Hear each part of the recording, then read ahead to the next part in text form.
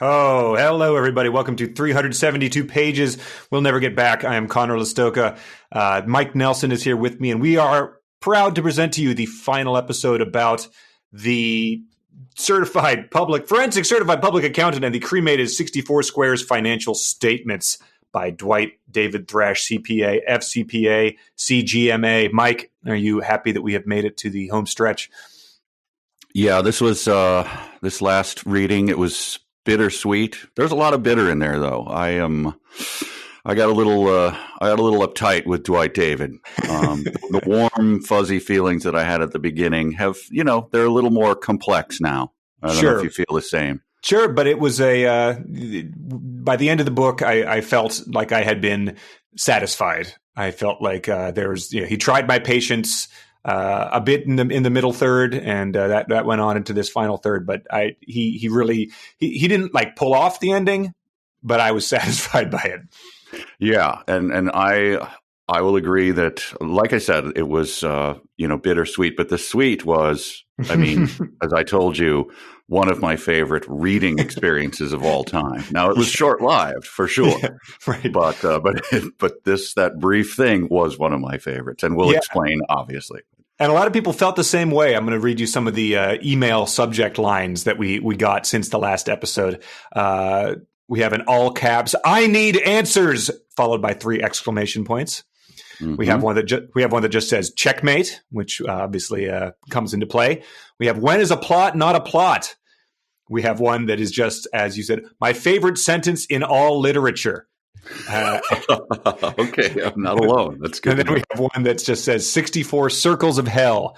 So people have responded incredibly to this book. There has been people have delved into the world of 64 Squares. People have we got someone who created a role playing game based on Dwight David Thrash's work this past week. People have been continuing to read on in the series on their own, like multiple people. Oh, yeah. What kind of madness is this? People wanted to see if he improved as a writer, or they wanted to see if there was any sort of character development. So all the books are available free if you have Kindle Unlimited. So people have been just checking out what happened to the next one, or skipping ahead to the final book in the series so far to see what has happened. We'll get to that later. But people are all in on Dwight David Thrash, CPA, FCPA, CGMA. Did you check? Did he get the 372 bump? There was definitely a bump. I'm not sure where he's at now, but I was looking at it and just seeing how much how much his sales rank was ahead of any book that I've ever written.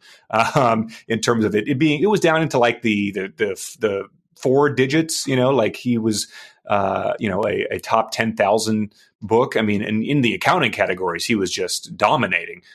He was dominating, textbooks that cost $300 and all that stuff you'd expect. So not sure if he's going to have noticed that by this point in time, but you're welcome for the increased royalties this month, and maybe in perpetuity if people are reading these on Kindle Unlimited. But it is generally accepted that one should tip in these instances.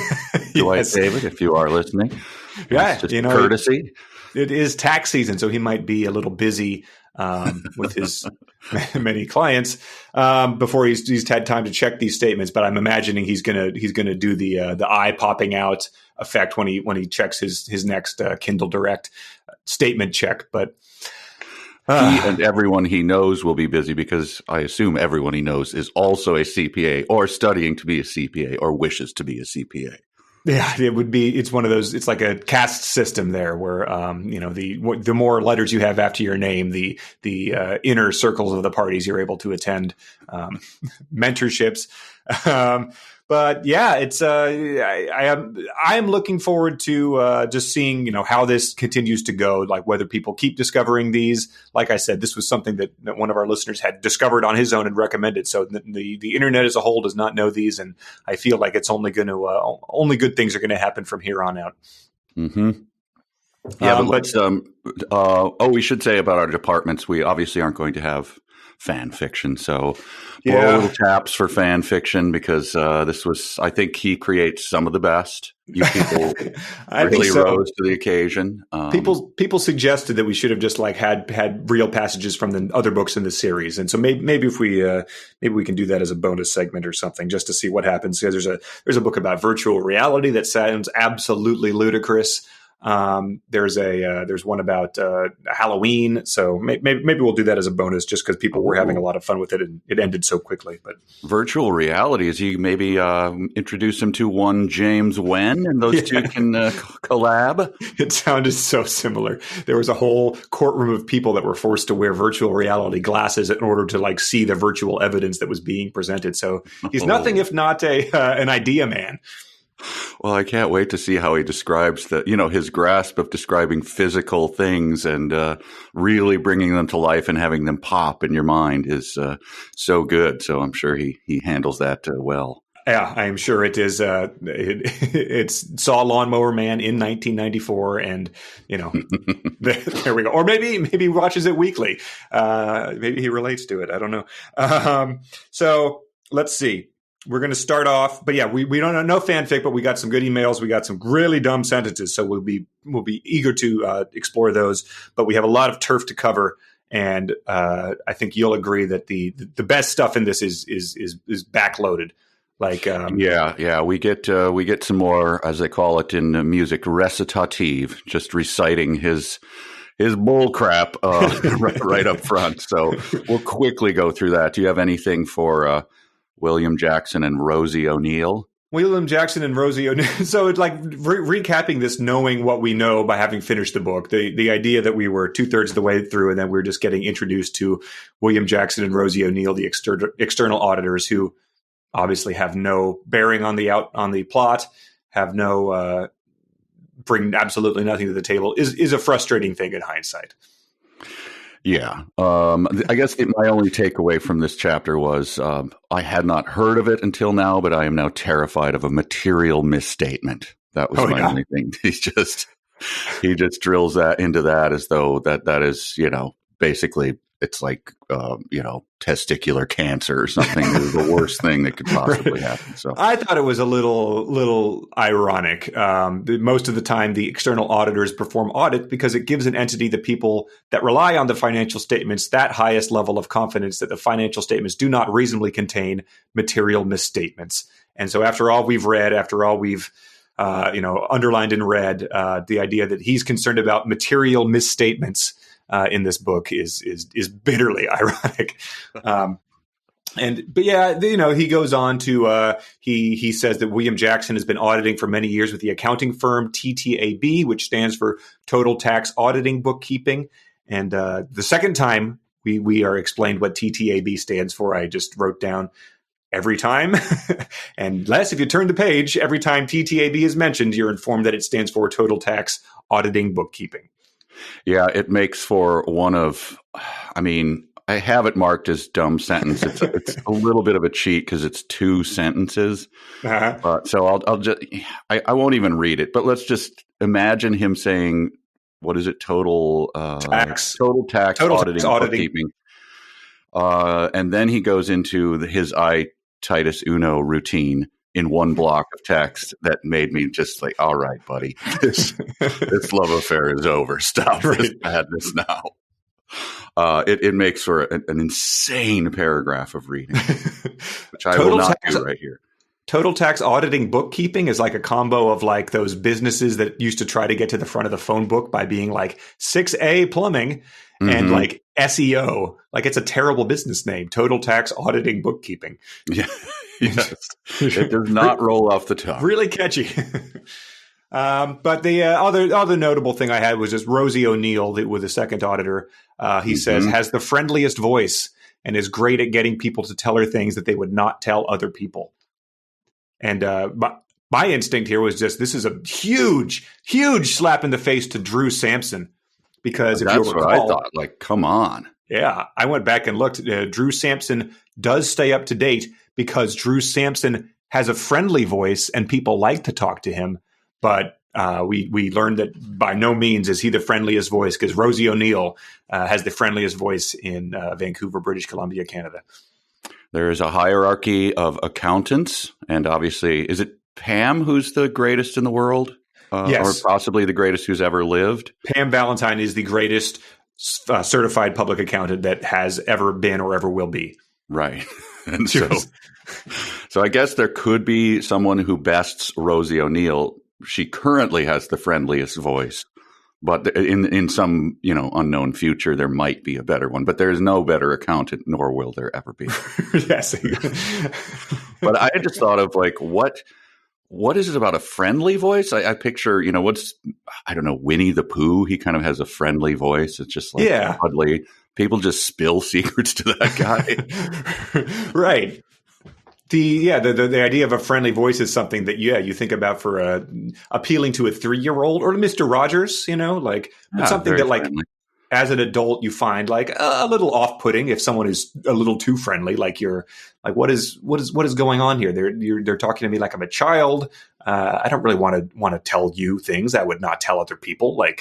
That's like a psychologist, I guess. You don't picture them having a friendly voice. They're just sort of clinical, I guess.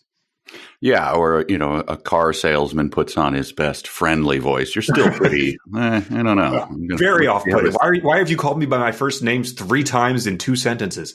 Right, and that handshake where you gripped the back of my elbow, I did not like that, sir.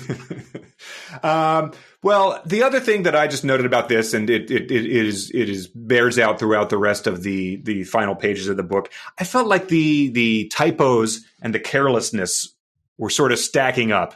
Almost as if he saw the end in sight and was sort of, he's got his buddies in the other room, like looking at their watch, like we're getting to happy hour, and he's just sort of banging out his final words here. Like the book has not been clear of that so far, but I felt like they definitely started to stack up more at the end.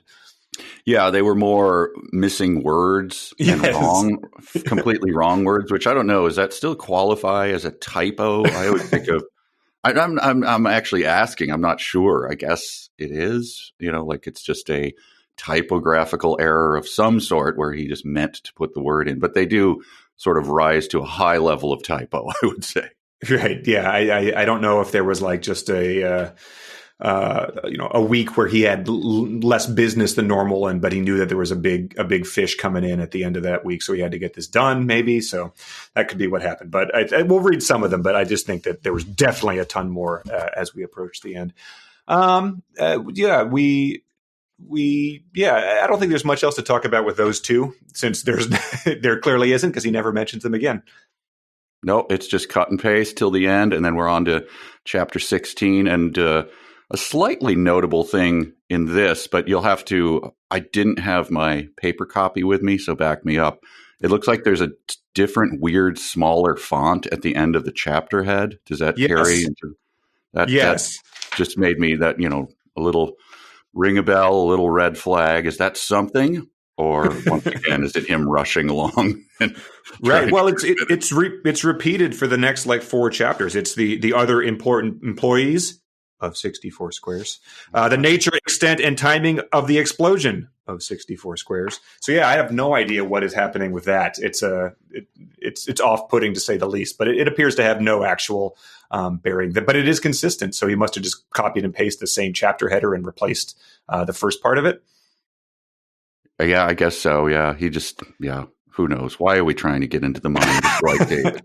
Well, this chapter starts off with something that I think everyone was excited to see, with that the Xerox repair guy is now getting top billing with all the other important employees, because this is now he goes into the list of the employees that were suspects from the very beginning of the book, which previously included the CEO, CAO, CFO, all those guys. Now that we've got all the other employees out of the way, and boy, have we, because we spent about 10 chapters detailing their personal lives and families.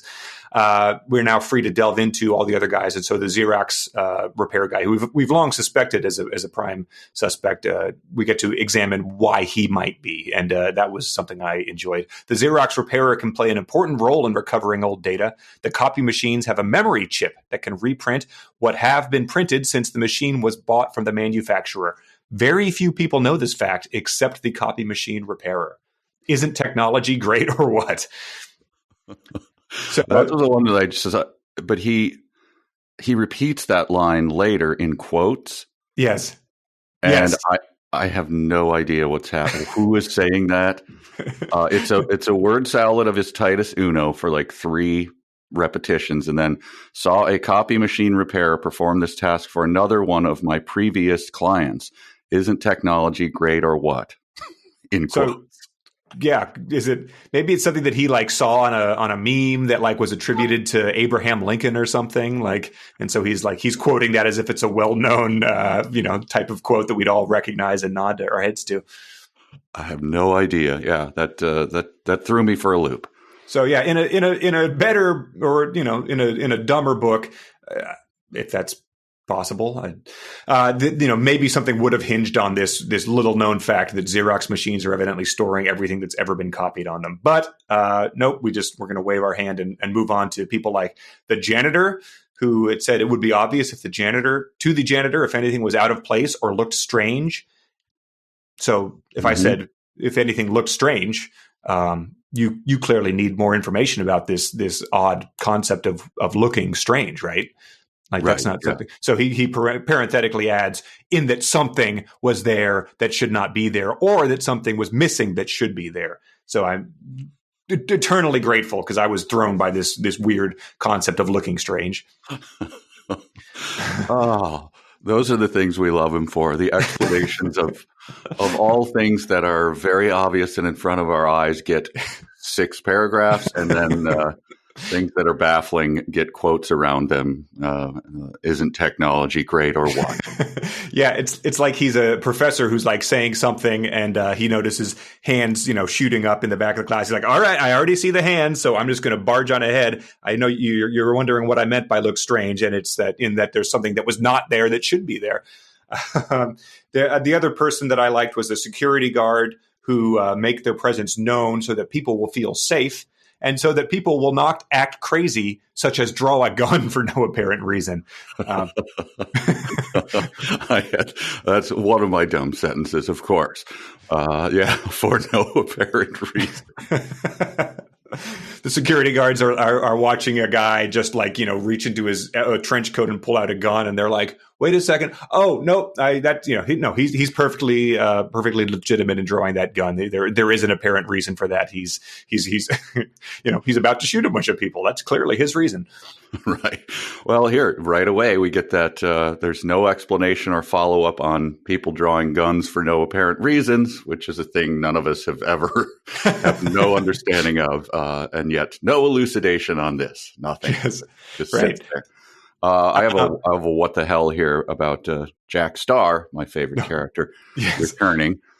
The chief executive officer, Jack Starr, enjoys working with the security guards because, as mentioned above, he pictures himself as being the sheriff of 64 Squares. No argument there. The security guards let him do whatever he wants to do because he is their boss. He always tells them who is the sheriff of 64 Squares. He tells them that. Yeah. That's all the explanation they need to let him do anything he wants, which I assume is like, touching them inappropriately, or sure, making them go to the basement and get the left-handed smoke shifter and all of that kind of James Spader stuff. and Secretary, like to Maggie Gyllenhaal, like. But yeah, I love telling people questions. I just, I go around and does anyone have any questions they want to tell me? Make sure your voice lilts up to indicate that it's a question when you tell me that, because otherwise, get the hell out of here. I could see his sort of heated conversations with other members of the staff. Like, listen, let me tell you something. Who is the sheriff of 64 Squares? What? Enough said, sir. What? Yeah, but what were you going to tell me? That was you asked me. I mean, you are the sheriff of 64 Squares. That's your catchphrase. But what were you going to tell me? I had a professor that would do that. He would ask rhetoricals, and sometimes they were supposed to be answered, and sometimes they were not.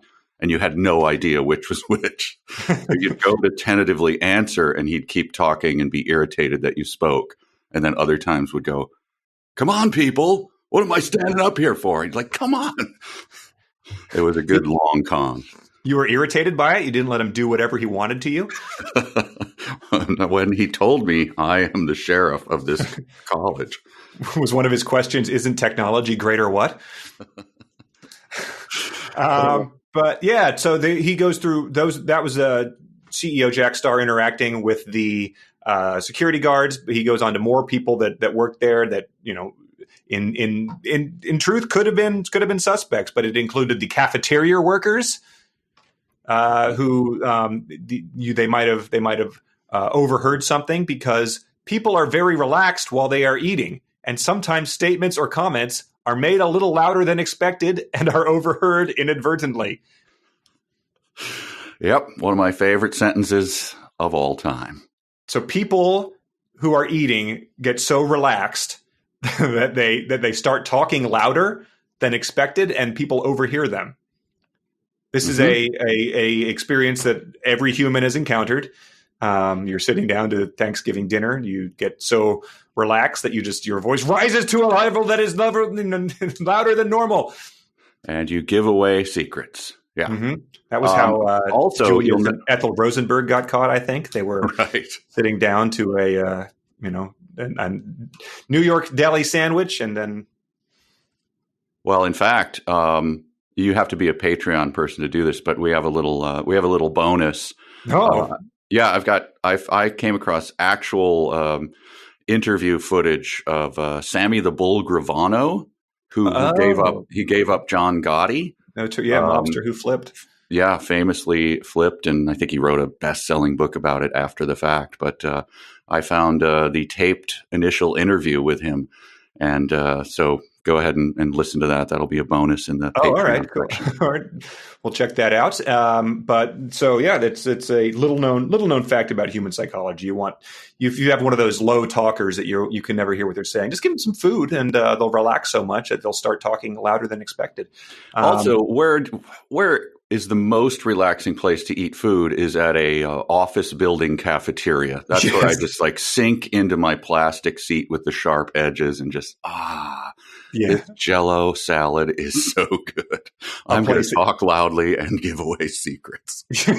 A place that you're only there because they've made a corporate policy that you're not allowed to eat lunch at your desk. So you're just you're in and out as fast as humanly can be imaginable. The flickering lights from the overheads are just so soothing. You have a guy who sits down next to you that you don't particularly like or care for, but he is in your department, so you have to be civil to him while you're there, even though you're only going to talk about work, even though this is your break to not do that for 30 minutes. And you eat your macaroni salad and you go, when I was 7, I stole the milk money. I will never forget a guy. I mean, this is neither here nor there, but the job I had before Riff Tracks for about a year was a glasses lens company. And there was a guy that would just, he's never going to hear this. He had been touring, the Southeast Asia or something, doing some cool tour. And then he came and was working there. And every day he would just open up a pack of Oscar Mayer deli meat turkey and would eat it with a knife and fork. I think he was doing, he was a pioneer of the, low carb, that sort of thing. So he was just eating protein, and I never said anything about it. I just sort of looked at it, but it was the most off-putting lunch I've ever seen in my life. What, do you do it at his desk? No. He would come join you in the little sad little lunchroom, and would just open that up, put it out onto a plate, and just carve it up like it was a steak. Wow, that is. It's either a low carb thing or it's just a cry for help. Please. Right. It was just hey man, you really keeping the weight off with that? What? Oh yeah. That's what's happening here. Yeah. I mean, I confess, I've eaten a few pieces of rolled up meat shamefully over the sink while no one's watching, and that's my lunch. But I don't parade that in front of anyone. Yeah, it was the knife, and just like you're when a politician eats their pizza with a knife and fork and everyone makes fun of them, or there was a Seinfeld where someone was cutting up a Snickers bar. It just adding that extra aspect to it, Sure. But yeah, so having demeaned that former coworker of mine, fine. I think we could probably move on. But so yeah, this ends with just more copy and pasting of that list of employees. We're going to get the copy and pasting of all the gadgets yet again. So that really padded this out. Someone speculated that he was doing NaNoWriMo, National Novel Writing Month, and needed to hit his 50,000 words. I'm not sure if that checks out timeline-wise. I suppose we could look at that. I think it's every November. But he really, the repetition and copy-paste really stacked up in these final chapters. Yeah, it got difficult to keep one's focus, try to peek in between the cuts and pastes and see if he added any gems. Yes. And which, keep that in mind as we come to the end of this book, that it becomes very important. The technique of reading him gets more difficult, and some things can be missed. But absolutely. But anyway, chapter 17, or do you have anything more? Chapter 17, the reason for the explosion of 64 squares. Now we're getting to the meat of it, kids. This is good stuff. Yes. So yeah, I started at some point in time, I started writing down 20 pages to go, because as we go through these, we start to get, reasons for the explosion, which does not contain the reason for the explosion by no means. There's no details revealed really about the perpetration of this until the final two chapters. But I started noting how many pages were left to cover what is in theory the major plot points of this. But these next couple chapters, he sort of does the thing of telling you what he's going to tell you, like the third grade science project style. He starts listing what was the reason for the crime. Was the cat burglar terrorist an angry employee? Was he a third party or independent? And he asks these questions that if you've ever looked into a mystery or a crime, you do not need stated to you. Right. It's in other words, who's got a motive, and everyone understands what the word motive is. You don't need to, don't need to list things that could be motives. They're kind of before you in the word motive. Yes. And the one that he focuses on a lot is, was there means to do this?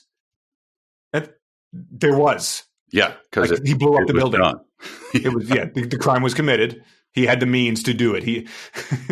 But he uses these declaratives now that really throw me off, because he says, "What was the reason for the crime?" in quotes. I guess that's him talking to himself, and then states it. The main reason for the criminal terrorist action was to bring 64 Squares to its knees and make it impossible for 64 Squares to continue as a successful multi-billion-dollar corporation, and therefore cease to exist by blowing up the 64 Squares skyscraper. All right, well, there we go. That is the motive. Whereas before he doesn't say this is this is a big twist in the case because we thought it was the kidnapping of the world's greatest accountant. Sure. So there's no stopping to go, wow, what a breakthrough. He just takes it as dry as a bone. Yes. And you have to kind of read it twice. Oh, so that's it? So we're done? The investigation, we got to be getting to a close now, because if you know the reason, then you know the person, right? Yeah. And, and I think that at some point in time, the timeline of revealing the criminal is going to be, presented as an almost ancillary detail to all of this, just sort of clinically labeled. And then he goes on to describe his deposition. But, I think he sort of is saying this as if he and us already know who this is, Like knowing who the person is does not change any of this for him. He's just presenting us this information to like an after the fact type of thing, instead of acting like it's a new reveal. Right, but then I don't know, this is a paragraph or two later, as he's going through, like you said, he makes the list. Then he goes through the reasons. So he says it was the reason was to bring it to its knees, etc. And then the next sentence was the cat burglar terrorist an angry employee? This person could be an angry employee who wanted to get back at 64 Squares by blowing up 64 Squares. So where are we? Who? Right. What is the motive? I also did make a note at this one. Like I read that, and I just want to make sure you're happy with your work at Riff Tracks, Connor. Is there anything you want to tell us? I mean, we have one floor here in San Diego. but I guess you could parachute to the top of the RiffTrax building. Yeah, I mean, the motive is there, the means. I mean, do I have the means? That's the real question, I suppose, and the opportunity. It certainly wouldn't be hard to bring this place down. I'm not encouraging it. I'm just saying it's well, this is another one. Do I have the opportunity? Because the cat burglar terrorist had the opportunity to carry out this criminal act because the 64 square skyscraper was indeed blown up. Like, what are we talking about at this point in time? Like we're for the past 78 pages, all we've been talking about is this stupid building that was blown up, and we're now like going into the. It's like a weird philosopher who's doing a Socratic dialogue that's confirming the basest things to well, we must agree that I think therefore I am type of thing. Otherwise, we can't ground this in any other. We need to prove that basic thing. So he's at this point in time proving that the building was still blown up. Yeah, and doing it over and over again, and not coming up with a shorthand like a philosophical term like a priori or anything like that. Just consistently repeating the very basic statements, without using any kind of acronym or anything. Yeah, so he goes into the thing at the end where like people, Dina Hope and Veronica Jackson and Drew Sampson, they get their bullet points again.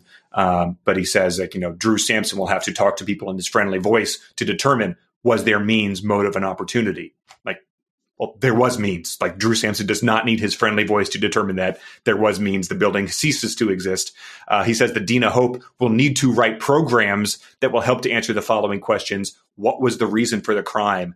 And that just seemed like an overreach to write a computer program to do that. Like I know she's the world's greatest hacker and a genius, but like that might be something better left to the Royal Mounted Police, CIA, FBI, State Police, Cyber Police, etc. Right.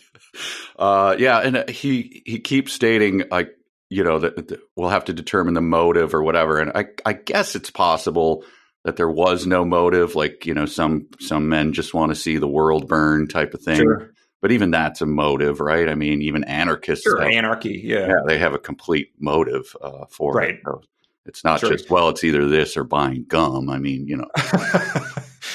Well, this was something that stood out to me as a just questioning the leadership, I guess. Davy Jones and or Davy Bond, all those guys. He says that third, a list of known cat burglars and terrorists that are located in Vancouver, Canada, was compiled so they could be brought in to be questioned by the interrogators. Mm-hmm. So there's a list they made that are of known cat burglars and known terrorists. And I guess the terrorists are just going about their business. Like the cops sort of drive by and they're like, we've got eyes on you, like known terrorists. And then he says the list has to be analyzed to determine who needs to be brought in to be questioned by the interrogators. And then all of the people that were brought in were questioned until the interrogators were satisfied with their answers. Yeah, I guess they are. Are you a terrorist? Come on, Ron. You know I am. I'm on your list. Well, so unbeknownst to me, this was something that was touched upon in the dark web reenacting community. Oh, really? Okay. Well, sure. They it's a ludicrous scenario. I'm not sure how they do things north of the border, but if there are just known terrorists walking around, it seems like someone that you ought to probably apprehend. But so they explored this in great detail. I downloaded the clip. Let's listen to that. Well, if it isn't Edward Hansen, the BC butcher. Now, that's not very nice, Edward. Of course, I don't expect nice from one of the 10 most notorious known terrorists in Vancouver, British Columbia, Canada. You hijacked that WestJet flight on Thanksgiving, didn't you? Executed 13 passengers. Screw you, pig. I'm not saying another word without my lawyer. Is that so? Well, You know what? I guess that's probably a good idea. After all, with a lawyer here, I wouldn't be able to do this. Oh, God. Oh, I think you broke my nose. You're scum, Hanson. You've been gallivanting around town as a known terrorist ever since you torched that hospital back in '09. Now the 64 Squares building is blown to rubbish and I want answers. I didn't do it. Yeah? And why should I believe you? You're a known terrorist. You're still somehow a member of free society. All the pieces add up. I have an alibi. Then sing, Canary. I was driving back from a Little League tournament that night. I coached my son's team. I heard about the explosion on the radio. Oh, well, then you're free to go. Free to go? Sure. I'm satisfied with your answers. Hey, have a great day. But Hey, don't make me reconsider. Okay. Well, hope you catch him. Yeah, me too. Hey, we're keeping an eye on you. I know. Those 13 victims' families would like nothing more than to find a reason to put you away. I know. All right, then. Darlene will get you processed. Send in the next known cat burglar or terrorist. So Wow. yeah, that's how it went down. They're working by the book. They're trying to check those boxes and make sure that they don't apprehend the wrong terrorist. Yeah, I also thought about it when I first read it. Is you imagine like the police waiting room as the cat burglars get brought in and the terrorists are sitting next to them? They got to be going like, "Come on, Dave, come on, Bond, what the hell is this?" Right, exactly. Or like the terrorists are doing like the new fish thing to the cat burglars. Like a cat burglar broke in and stole some kid's Nintendo Switch, and then there's a guy who blew up a football stadium. Right. And they're like, well, not really the same caliber here. I don't know. Right. A big shift in the end of these next chapters, I think it started already, but I've maybe just noticed it now, is Veronica Jackson's role changes quite a bit. I did notice that. Yeah. So it did. What was she doing before? She was Veronica Jackson sets up meetings. Yeah. And now Veronica Jackson makes sure that we have everything that we need in order to discover important information about the reason for the explosion of 64 Squares. Yeah, she's totally checked out. She's just updating Pinterest all day. Yeah, you got everything you need. You guys are fine. Whatever. Yeah, the lobby's filled with terrorists and cat burgers. I think you got this. But it then changes. It changes in like a chapter or two. By end of chapter 20, and then it happens. He pastes this like twice more. Like either she or her agent like put in a call because they were like, "You are really underselling my client here," and it upgrades to Veronica Jackson uses her friendly personality, education, experience, and vast network of friends to get the team everything the team needs. It's like she wrote her own Wikipedia entry, and then there's a note next to it like, this needs to be rewritten. It violates our standards. It's like when someone on Saturday Night Live gets upgraded from like featuring to an actual cast member. Right. But yeah, so that was fun to see. Just to her role, just or whatever the hell he imagined her role being, changing as the book moves on. But yeah, I think after they're interviewing terrorists and letting them go, we move on to chapter 18, which is the nature, extent, and timing of the explosion, which is very much very similar to the other thing. He's sort of just he's trying to tell you what a normal person would explain in the context of an actual book. He tells you how it happened is that the guy came in and opened up all of the safes that were guarding these like recipes and secrets in order so that they would be burnt up, cremated when the explosion happened. Yeah, I thought we were told earlier that it was computers that had those things locked down, but I guess it's just physical safes. Yeah, that's what it sounded like. They were all opened by the cat burglar, so that everything in them was destroyed. So he starts. He says that in some cases it will be impossible to be replaced because some of the items were originals and can never be replaced. So I'm not sure. I mean, it sounded like he said that secret recipes were being stored, which you would imagine you would have more than one of.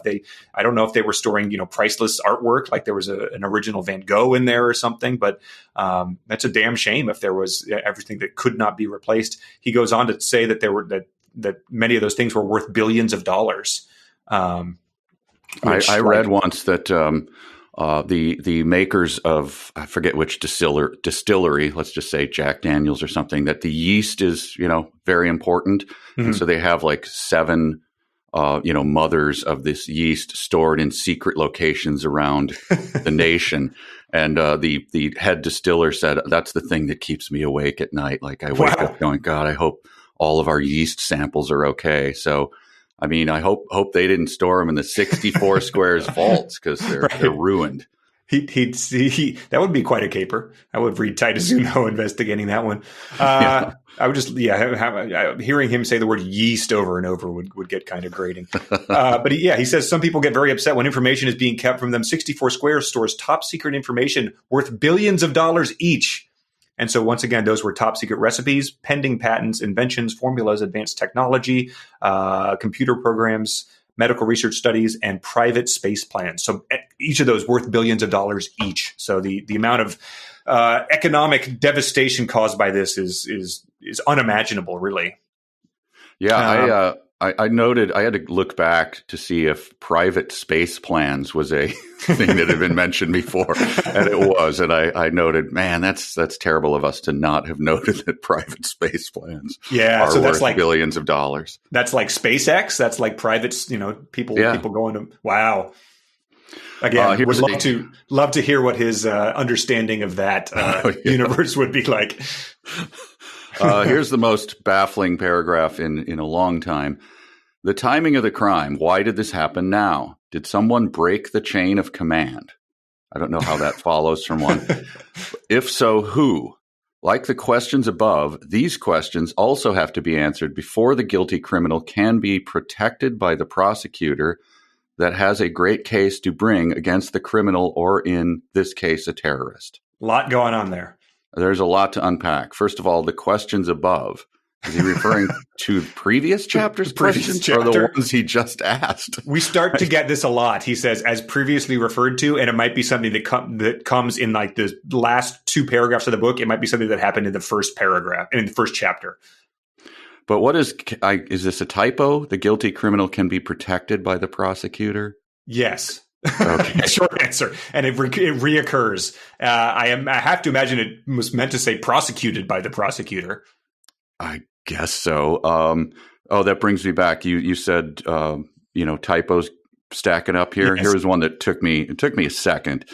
It says the programs should sower these questions and other questions that need to be answered. And yes, only from context do you know he's not talking about someone spreading seed over the ground, a sower. It is, of course, answer. Answer, yes. I like this part because it was just a rare emotion from Titus Uno, who's been mostly stoic and sort of observing all of this with a steely gaze. The extent of the explosion is catastrophic in that everything that was in the 64 Squares building was blown to bits or totally destroyed. It was blown to rubbish. Let's not understate this. Yeah, right. This is a terrible crime because nothing positive can come out of this attack on innocent people and on private property.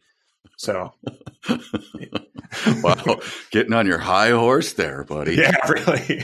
Who are you to judge me? Yeah, every dark cloud is a silver lining. Not for this guy. Not for this act. It goes on. The timing of 64 Squares skyscraper building being blown up by the cat burglar terrorist will never be a great event. Every employee of the 64 Squares skyscraper building will never be the same again. Will never be a great event? Yeah. I don't know. He's shaming the timing of the Look, I'm sorry, timing the explosion. You'll never be a great event. Yeah. Aw, but I wanted to be my timing wanted to be a great event. Listen, timing. Here's the 64 Squares Chess Museum annual chess championships where humans play the role of the chess pieces, but leave the board in a nonviolent manner. Here, it's up here, and you're way down here in terms of a great event. Yep. I thought my timing was good. I'm telling you like it is. But then every employee of the 64 Square skyscraper building will never be the same again. Settle down. The gift shop cashier, I'm guessing, who was earning, $8 Canadian an hour, probably going to be okay. Right. They're probably not going to be, bolting up in bed at night, lamenting their lost gift shop. That's my take on it. Yeah. Do you have any idea what this means? I mean, I know I can't even in his world. Is that a question about the book? Is that about the book, like as a whole? Like you just the great event will never be a great. Does he mean something else? Like what?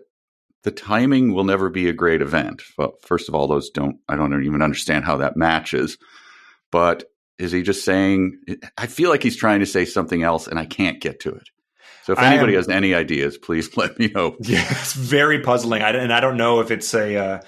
I mean, as we've established, it's one of the most severe terrorist attacks in Canadian history. So I don't know if he's trying to put it on that sort of scale, but it's baffling. Now here's one of his you don't say kind of sentences. The lives of innocent people are interrupted because computers and files at their homes are confiscated by the Royal Canadian Mounted Police, etc. Yeah. It is amazing how this information can help the Royal Canadian Mounted Police, etc.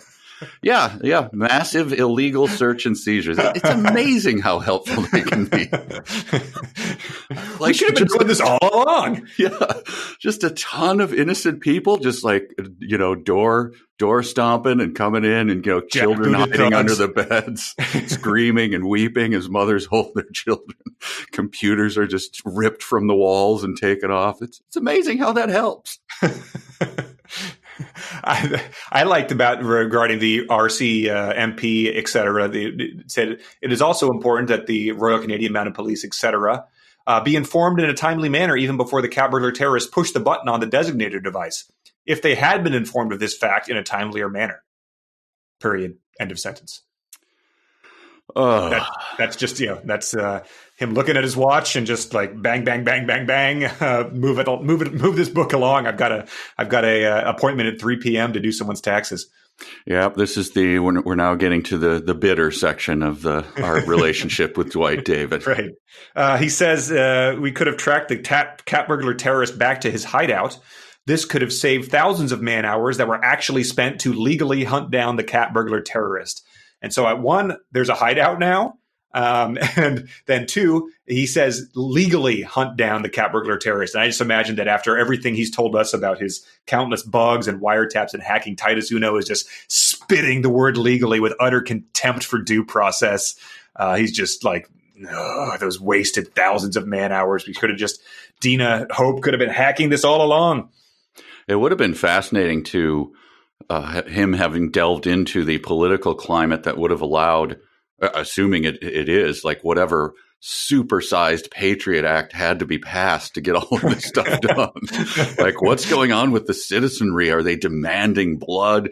There's not, that never gets mentioned or anything. They just start illegally, or maybe it is legal. That's what I'm saying. We don't know. I guess he says it's legal, but so they must have, just burned their Bill of Rights or whatever. Oh, yeah. Yeah. Oh, it's the greatest, constitutional challenge that's ever existed. I'm sure Quebec has already seceded based on this. It's torn the country asunder. There's people in V for Vendetta masks all over the State House. And then this is the last thing in this chapter I had, but it's the sort of thing where okay, I'll just read the sentence. Drew Sampson used his private investigator's experience to discover important information about the nature, timing, and extent of the explosion of 64 Squares. So in a real book, that sentence would probably be 90% of the book. The extent of the explosion is pretty well known at this point, right? It was blown to rubbish in a 5-story pile that was smoldering and had the fires put out because there might be gas leaks nearby. It's been covered. Right. But yeah, so and then we get the copy paste about Dina Hope and Veronica Jackson, and then if you don't have anything else, we move on to chapter 19, the relevance of the explosion. I am ready to do 19. Yeah. Yeah. So chapter 19 was where I marked we have 20 pages to go in this book, and it's just worth keeping that in mind as we delve into what he is still not talking about. He says that the prosecutor who is protecting the terrorist, he does not want the cat burglar terrorist to get off on a technicality, which is probably true of any prosecutor, I would assume. Those technicalities have to be a constant fear. Yeah, and for a 64 floor building being blown up, you have to meet, that fear would probably be even heightened, because that would be a big political blunder if you had any aspirations to move up the chain. You let him get away on a technicality? I wonder if that ever happens in real life. I mean, because that surely is a staple of TV courtroom dramas. But are people really getting off on technicalities? Is that ever actually happening? Yeah, a lot in Clint Eastwood movies where he has to hunt them down. But otherwise, I don't know. But go ahead. He says that it is important that everyone involved in this case maintain an accurate accountant of what they are doing and a proper chain of command. I thought that was a Freudian slip there, just putting in accountants in places they don't belong. But it occurred to me that he has provided the defense dozens upon dozens of technicalities with all his illegal wiretaps that he's done across this entire book. Like he could be the reason the guy goes free. Yeah, it's not even a technicality. It's a massive invasion of everyone's rights. He says this might be another case of him, sitting halfway on his stool with his one leg is sort of swung out, and he's listening to his buddies in the other room. The relevance of the crime, in this case, the relevance is very material. That's one sentence. Sure. It is relevant about who and what will be changed because of this theft. It ends in a question mark? Yeah. So the first sentence is a hash of words. The second one is an accidental question mark. Yeah, that's just him telling us the facts. Yeah. Jack Starr style. He also says, once he's determined the relevance there, he says, in a relevant case like this, an innocent verdict would cause many people in high places to lose their impressive and high salaried positions and possibly cost them their reputations. In some cases, they might not be able to work in Vancouver, Canada ever again. But if so, it would not be performing the same position that they are currently performing now. So that really sets the stakes of this trial. That is a weird one. They may not be able to work in Vancouver, Canada. Like they cost themselves this conviction, and then the sheriff drives, not the sheriff of 64 Squares, the sheriff drives him across the province line, tosses him out of the back of his truck.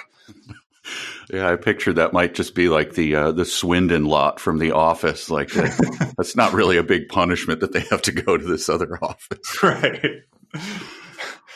Here's a nice sentence. Was it, when he's trying to figure out the motive, was it done because someone was upset?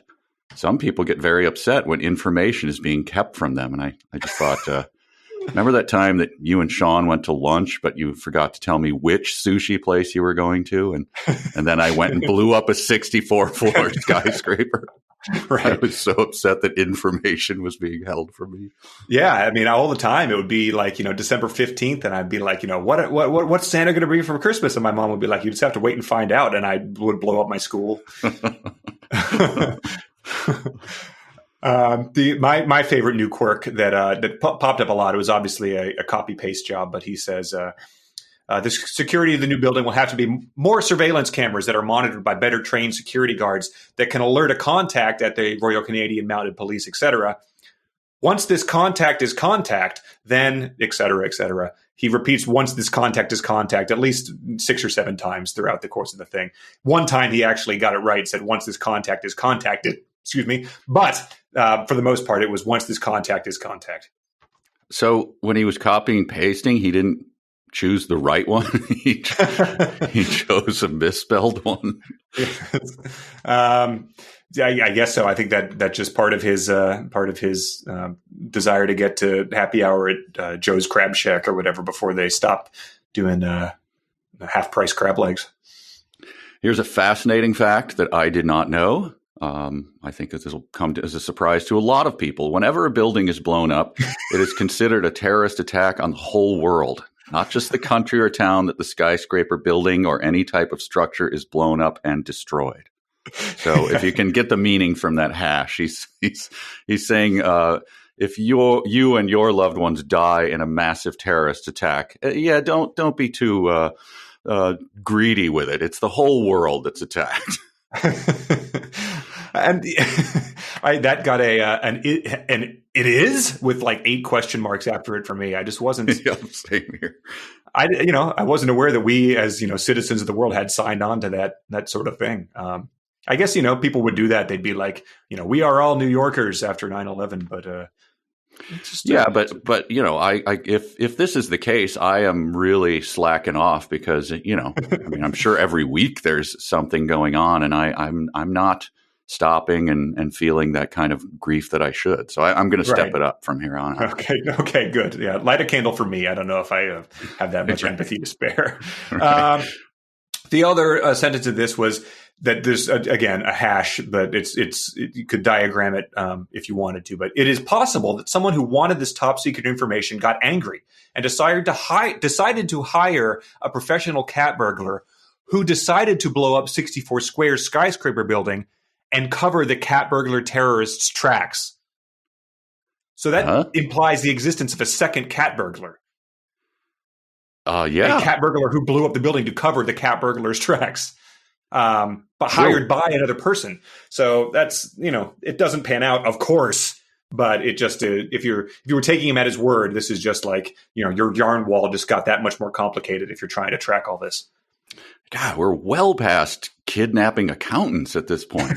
That was our leading thing for a long time in this book. Yeah. Here's an amusing typo. Because, as we said, we're not trying to make fun of typos, but when they get into this range, this fact has to be determined because this sends the team into a different than if it is a large terrorist group. To do a different what? Yeah, when there's not even a word there, that's what I mean. It's not a typo anymore. That's on you, Dwight David. They wake up and they're just in this sort of like behind the bookcase in Interstellar. They're in like the 4th dimension, 5th dimension. They're like, we're in a whole new different, people. We were warned this might happen, but the new different. Hopefully that's book 2. To the certified public accountant and a whole new different. So I think after that we move on to chapter 20, the weakness that caused the explosion of 64 Squares. And it starts with a big, yeah. Well, I have a dumb sentence. What were you going to say? It might. Don't worry, I have plenty of dumb sentences. Okay. Well, this was one that he just does a 180. It's 2 sentences. He does a 180 midway through them.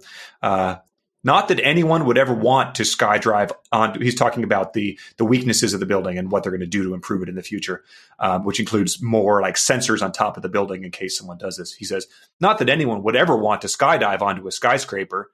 In this case, the cat burglar terrorist did want to land on the roof. So that got a from me.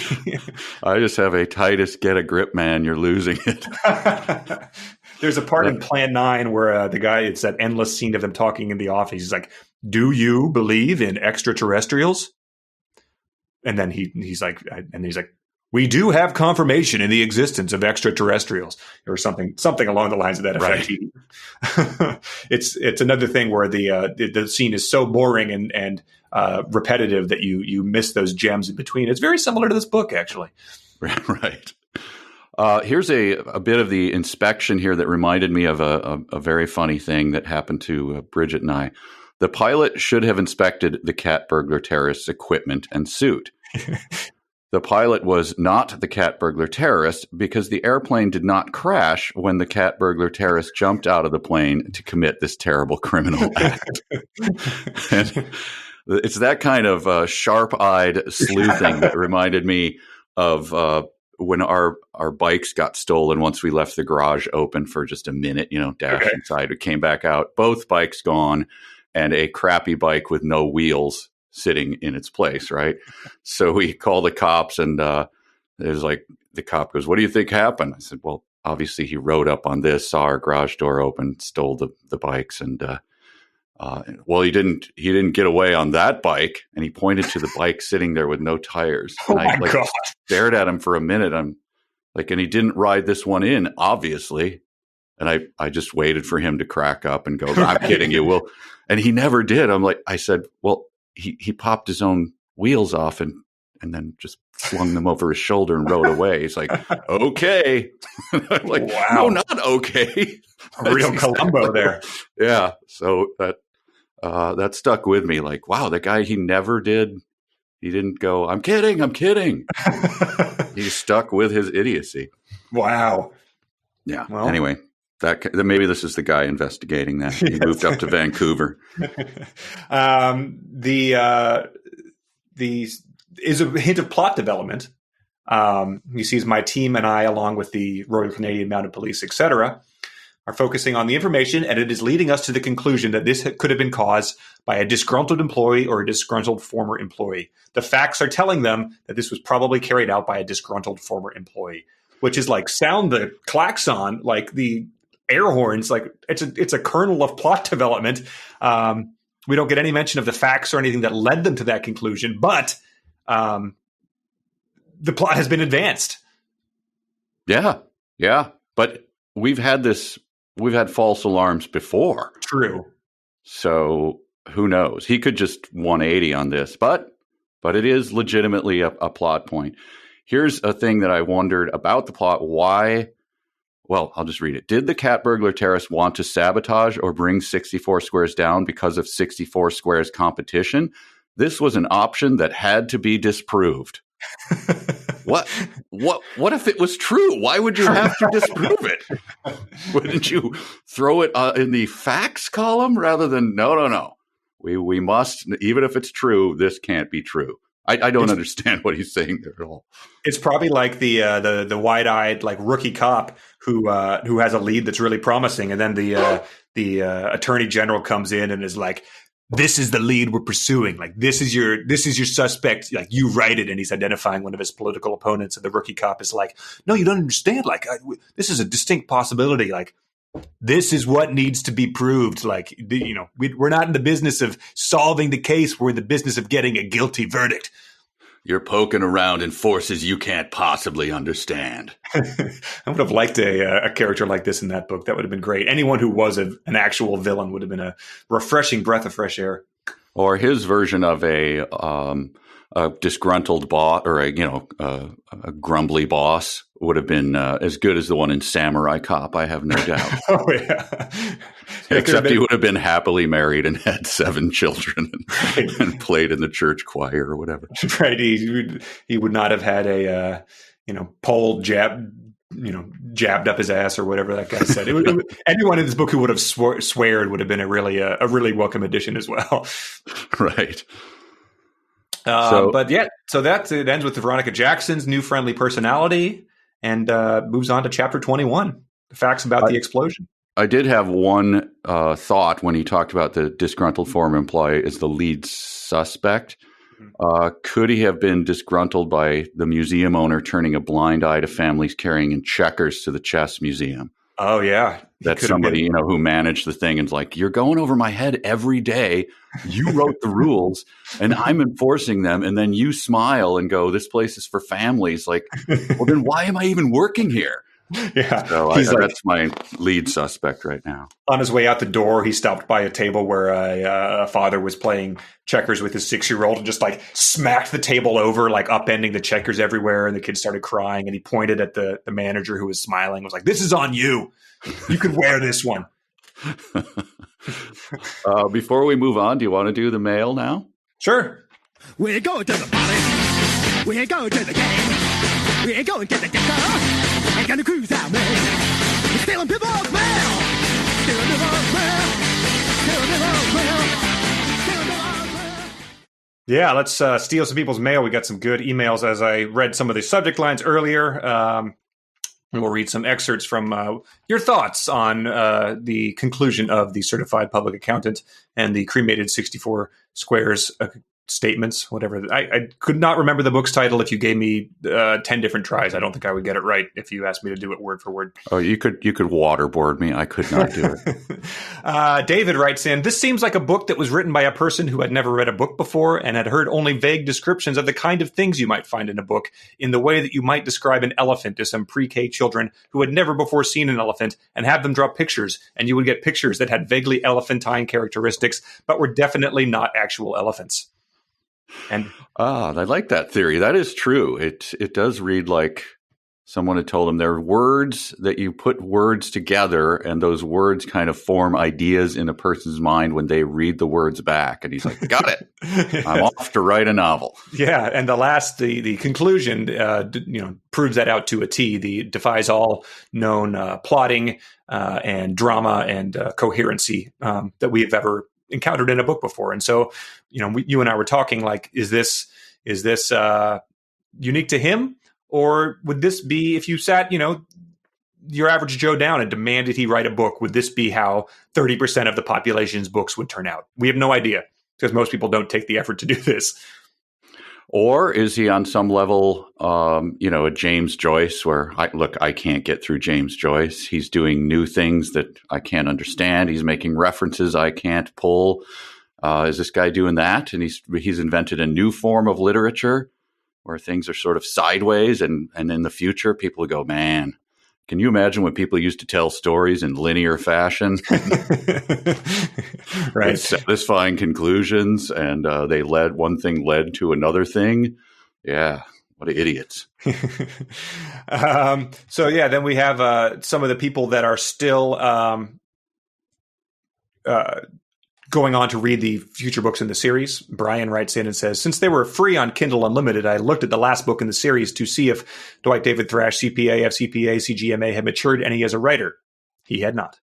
But you'll be fascinated to know that despite his firing, which we get to, Sheriff Jack Starr remains a recurring character, apparently hired to join the Forensic Certified Public Accountant team.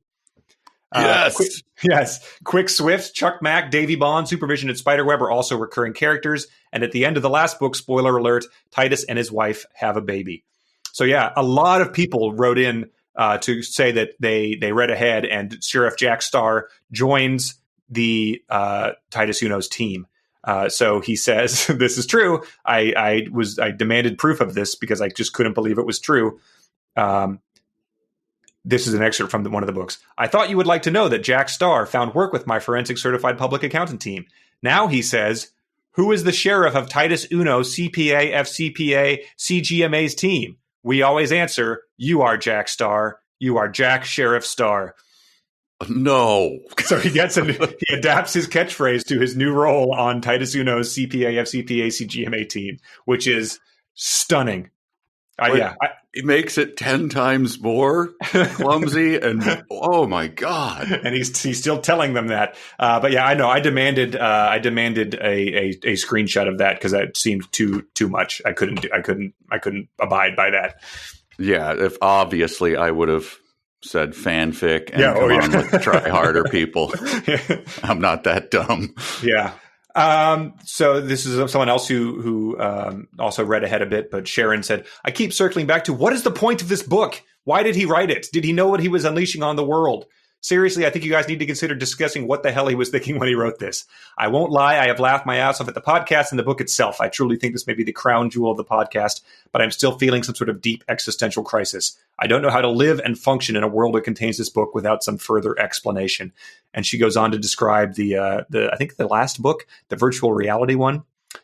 Each member will wear virtual reality glasses when conducting the audit. He then goes through how each of them will perform their specific task while wearing the glasses. He then goes on about how they will each use an avatar and what avatar they will use.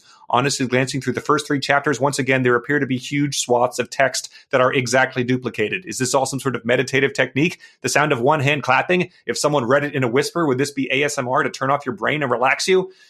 So I think Sharon got in a little too deep. Sharon, well, Sharon I think we're with Sharon too. I mean, maybe she read it in more concentrated doses, but I think that was our initial thing: is why, what, who? Yes. Yeah, I think we delved into it in a previous one. Is like, is this something he's compelled to do? Is he trying to win a woman by going, I wrote 7 books in the last year.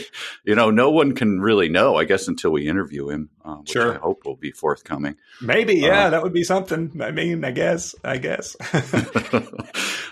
a little dicey seeing some of the video we saw of him. It's that would be a little strange, I think. It would be strange, but I mean, he seems like a good-natured person at heart, I guess. Yeah. But maybe that's before you start talking about his books in depth. This is one other person wrote in to say that in the second book, he starts doing this tick as well. He starts using the intro sentence as described in the Forensic Certified Public Accountant and the Cremated 64 Squares Financial Statement, book number 1. My team uses the most high tech. So he uses that over and over again to refer you back to the events of this book.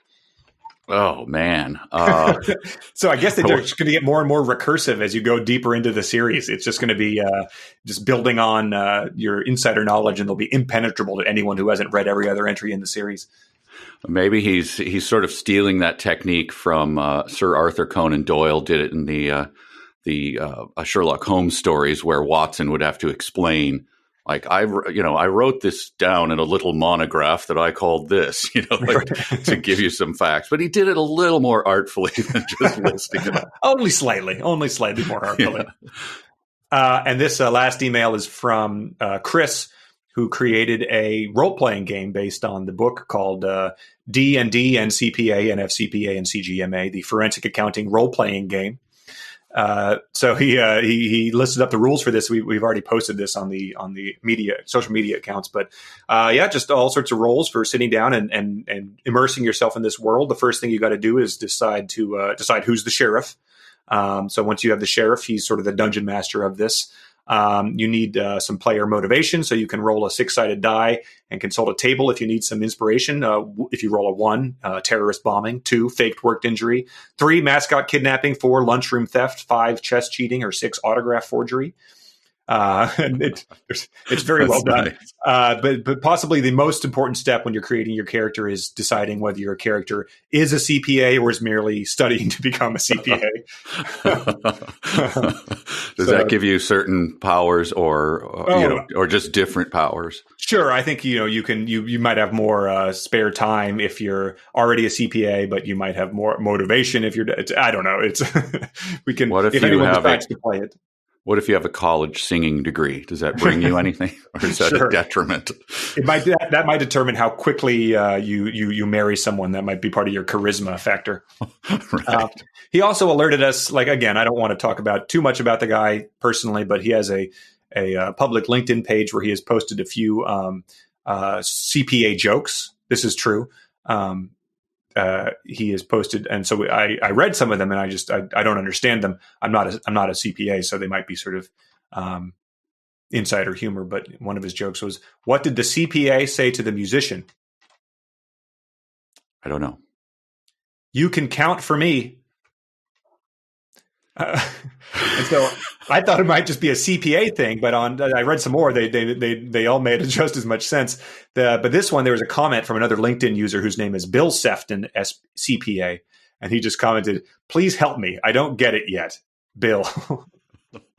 So it's not. I think it's beyond. It's on a level that not every CPA. Maybe Bill Sefton is just. He's not a FCPA or CGMA, so that might be the difference in the level of that. So I like his optimism, though, that he said, "I don't get it yet. I will get this." So yeah, that's our emails for this week. Thank you so much for writing in, and kudos to everyone who did all that extra work. It was really exciting to read that, and stuff like the role playing game, the memes, the character charts, all that. Yeah, very impressive. Really fun to dive into. You wouldn't think so, but then you start doing it. It's a little bit addictive. Yeah, it really is. Let's move it along. Now we get to the meat of it. We're here, Chapter 21, the facts about the explosion. Mm-hmm. Oh, 10 boy. pages to go. 10 pages. So here's how it happened, and this is my biggest WTF of the whole thing. After landing on the roof, the cat burglar terrorists took the 4 explosive ropes that had explosive devices that would be at all 64 floors on all 4 sides of the 64 squares skyscraper building. What in the name of hell is going on? Explosive ropes? Like, how long is this rope? How heavy was it? How did she or he parachute with what? I did a back of the envelope. 8 tons of explosive rope? Okay, yes. 64 floors of some sort of rope that would explode? I mean, I'm thinking like a sort of thick C4 type stuff. Yeah, mounted at, I believe it said at every floor there was a different part of explosive, I think. So it's like all 64 floors on all 4 sides. Yes. So what was your back? It was several tons? 8 tons. And so he's coming out of a low-flying airplane. I would imagine that this is a skydiving thing. You're not skydiving from cruising altitude of a commercial 747 like 30,000 feet. Skydiving, you're doing it from much lower. And being weighed down by that 8 tons has got to severely impact your parachutes, the type of parachute you'd need. I assume it's 100% impossible. Maybe some aeronautics expert could explain to us how this could possibly be done. But stringing the rope and how? So did it just kind of go over the sides down 64 floors? Yeah, I imagine it's like in movies where you unveil like a big if you're putting something outside of a business you disagree with and you unfurl the big banner that says like "Don't shop here." I imagine that's how he imagined it going, just sort of letting that 8-ton rope. I mean, that would have probably caused some damage on its own, just letting it slide down and slam into the side of the building. Oh, obviously, yeah. And I don't know if you know this about rope, but if you are a climber, rope is shockingly expensive. Like heavy duty rope, like if you want a 60-meter rope, it runs you like $150 just for that. Yeah. Well, as it turns out, I don't know. Should we go ahead with the plot? Because as we're discussing this, we might as well.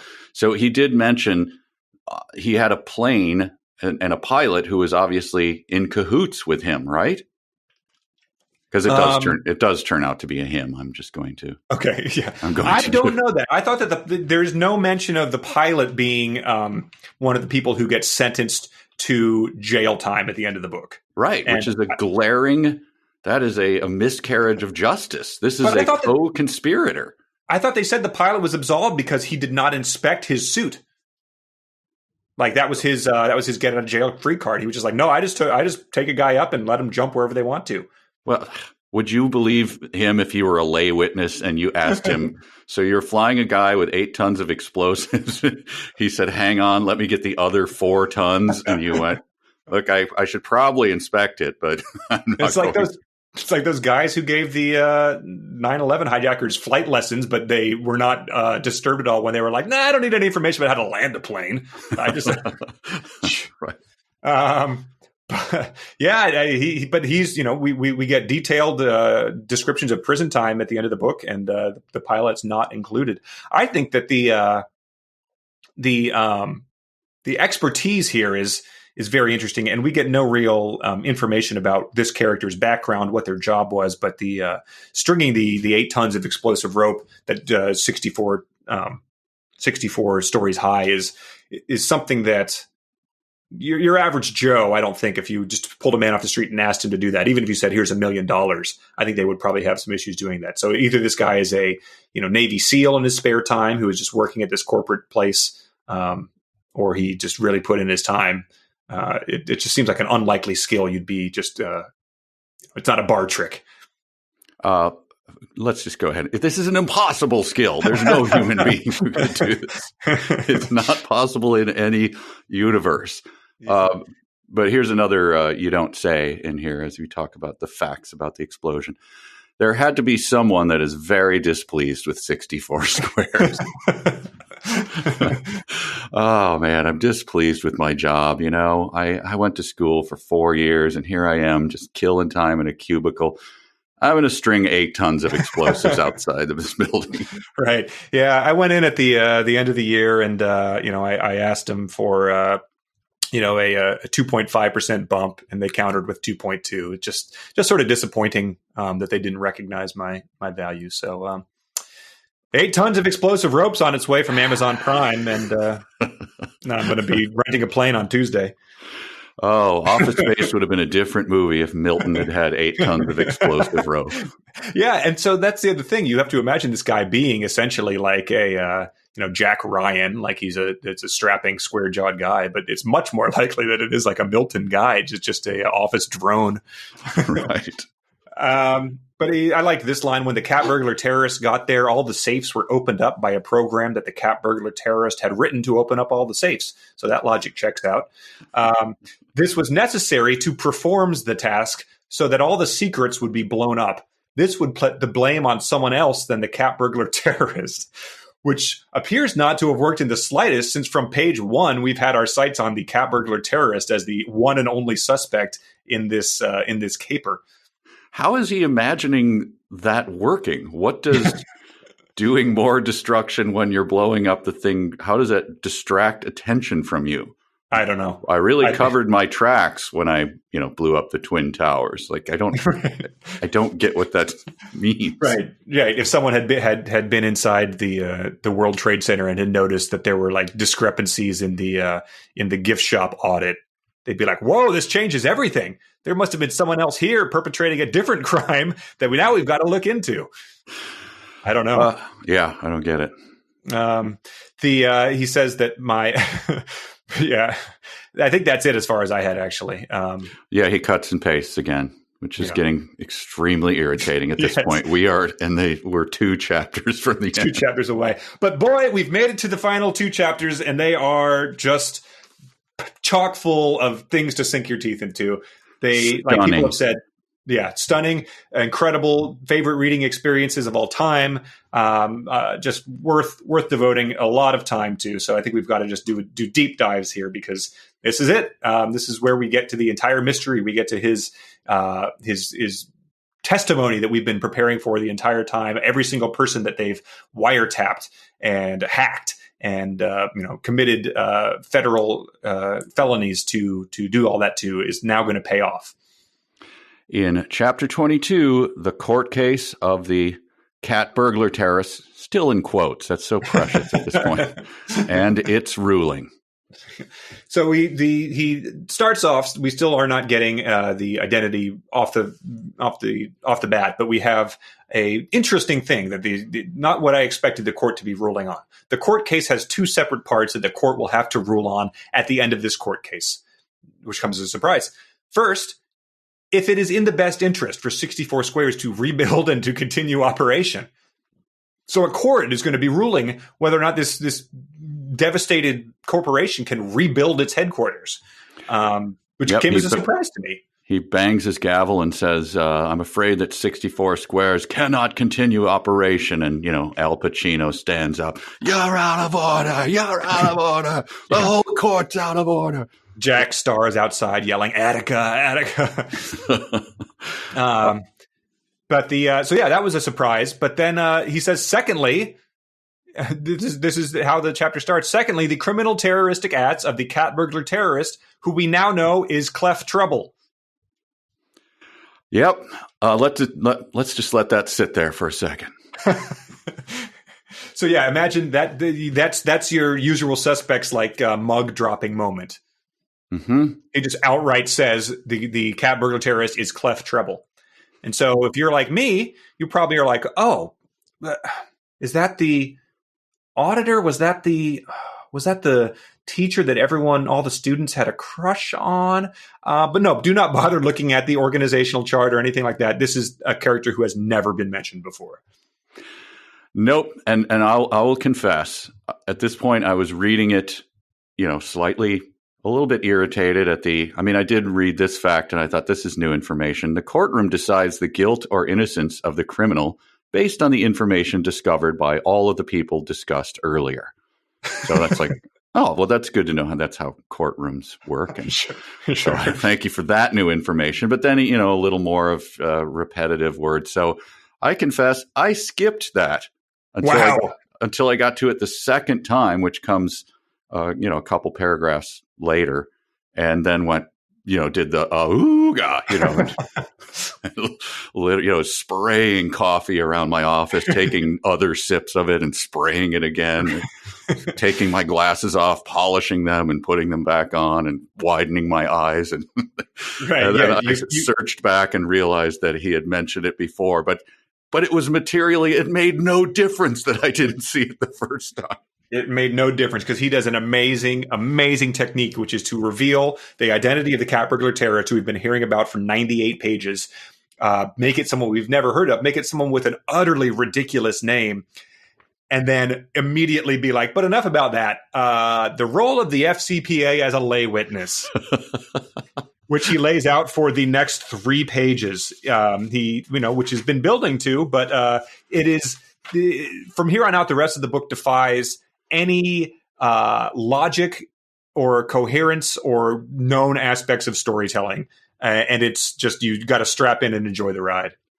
I don't want to take up the time to do it, but I'm sure you circled the beginning of his testimony. This is what he said in the courtroom, and I'll just start it, and then you can imagine the rest of it. Yeah. So he sits down, he does the Bible thing, and says out loud to everyone in the court, I, Titus Uno, certified public accountant, forensic, blah, blah, blah, blah, blah. Before I, Titus Uno, blah, blah, blah, blah, blah, took a seat at the witness stand, so it just goes on and with him referring to himself that way. And then out loud in court. Out loud. And then the sharp hatchet asked me, Mr. Titus Uno, CPA, FCPA, will you please tell the court? So the Sharp Hatchet talks exactly like Titus Uno. Yeah, I was all of his titles. He said, and the full sentence of that was, will you please tell the court how the financial statements of 64 Squares has changed statements of 64 Squares are now after the 64 Squares skyscraper building was blown up by the accused. So I imagined Titus Uno puts his hand on the Bible and says under oath, I, Titus Uno, certified public accountant. The judge immediately starts banging his gavel, being like, this is turning into a circus. And after Sharp Hatchet made that incoherent statement, the judge should have just mistrial immediately. Like, this is a kangaroo court. Like, I will not see justice demeaned in a case that's important. But he evidently let him continue in his capacity as lay witness. Yeah, obviously be like, you are mocking this courtroom. And if not, we need to check the mental health of this individual. How dare you, Sharp Hatchet, bring this lay witness before me? Get out of my courtroom. Yep.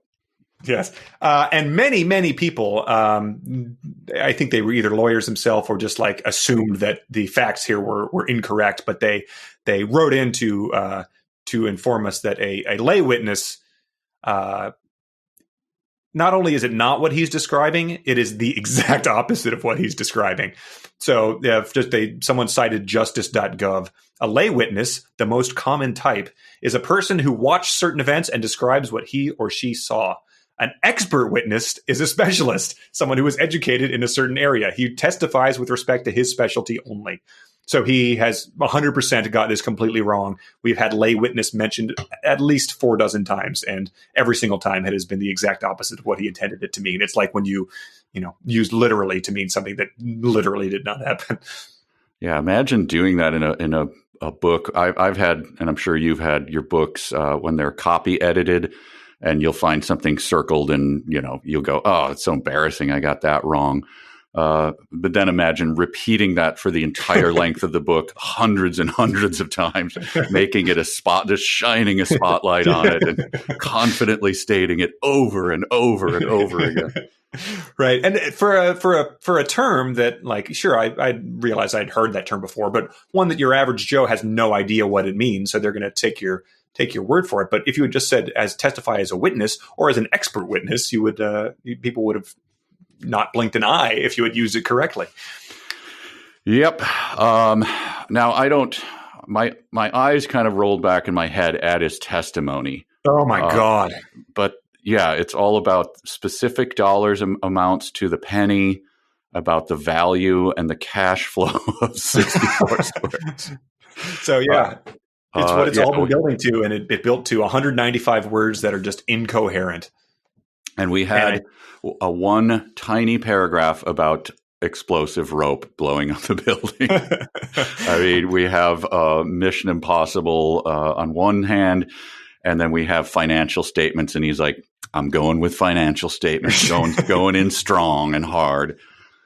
It seems like what he says is essentially that the financial worth of 64 Squares used to be $3 billion and now is zero because the building doesn't exist. That seems to be like that basic of a point that a 5-year-old would tell you. That's why he's a lay witness and not an expert witness. Yeah, it concludes with, finally, the statement of cash flows will be unchanged because for now, the 64 Square skyscraper building being blown up is a non-cash event. So that's how it ends. He sort of like dusts his hands. He leans back in the chair and it's like, I nailed it. I'm done. Titus, he hits play on "Damn It Feels Good to Be a Gangster" and walks out of the courtroom. But then this from Sharp Hatchet right after this, he says, Sharp said, "No farther questions, Your Honor." And I just thought, man, he bungled it right on the goal line. He's got the jury right in his hands. He's doing the thing of, leaning over and taking one side of his glasses off. And he's looking in their eyes. He's looking at the empathetic eyes of the lead juror, and there's no farther question. Oh, God. Son of a... No, comma, farther questions, yes. Your Honor. Which people pointed out was very similar to Lionel Hutt's works on contingency. No, comma, money down. But the defendant's attorney also says, no, farther questions, Your Honor. Wow. So I guess he pasted that.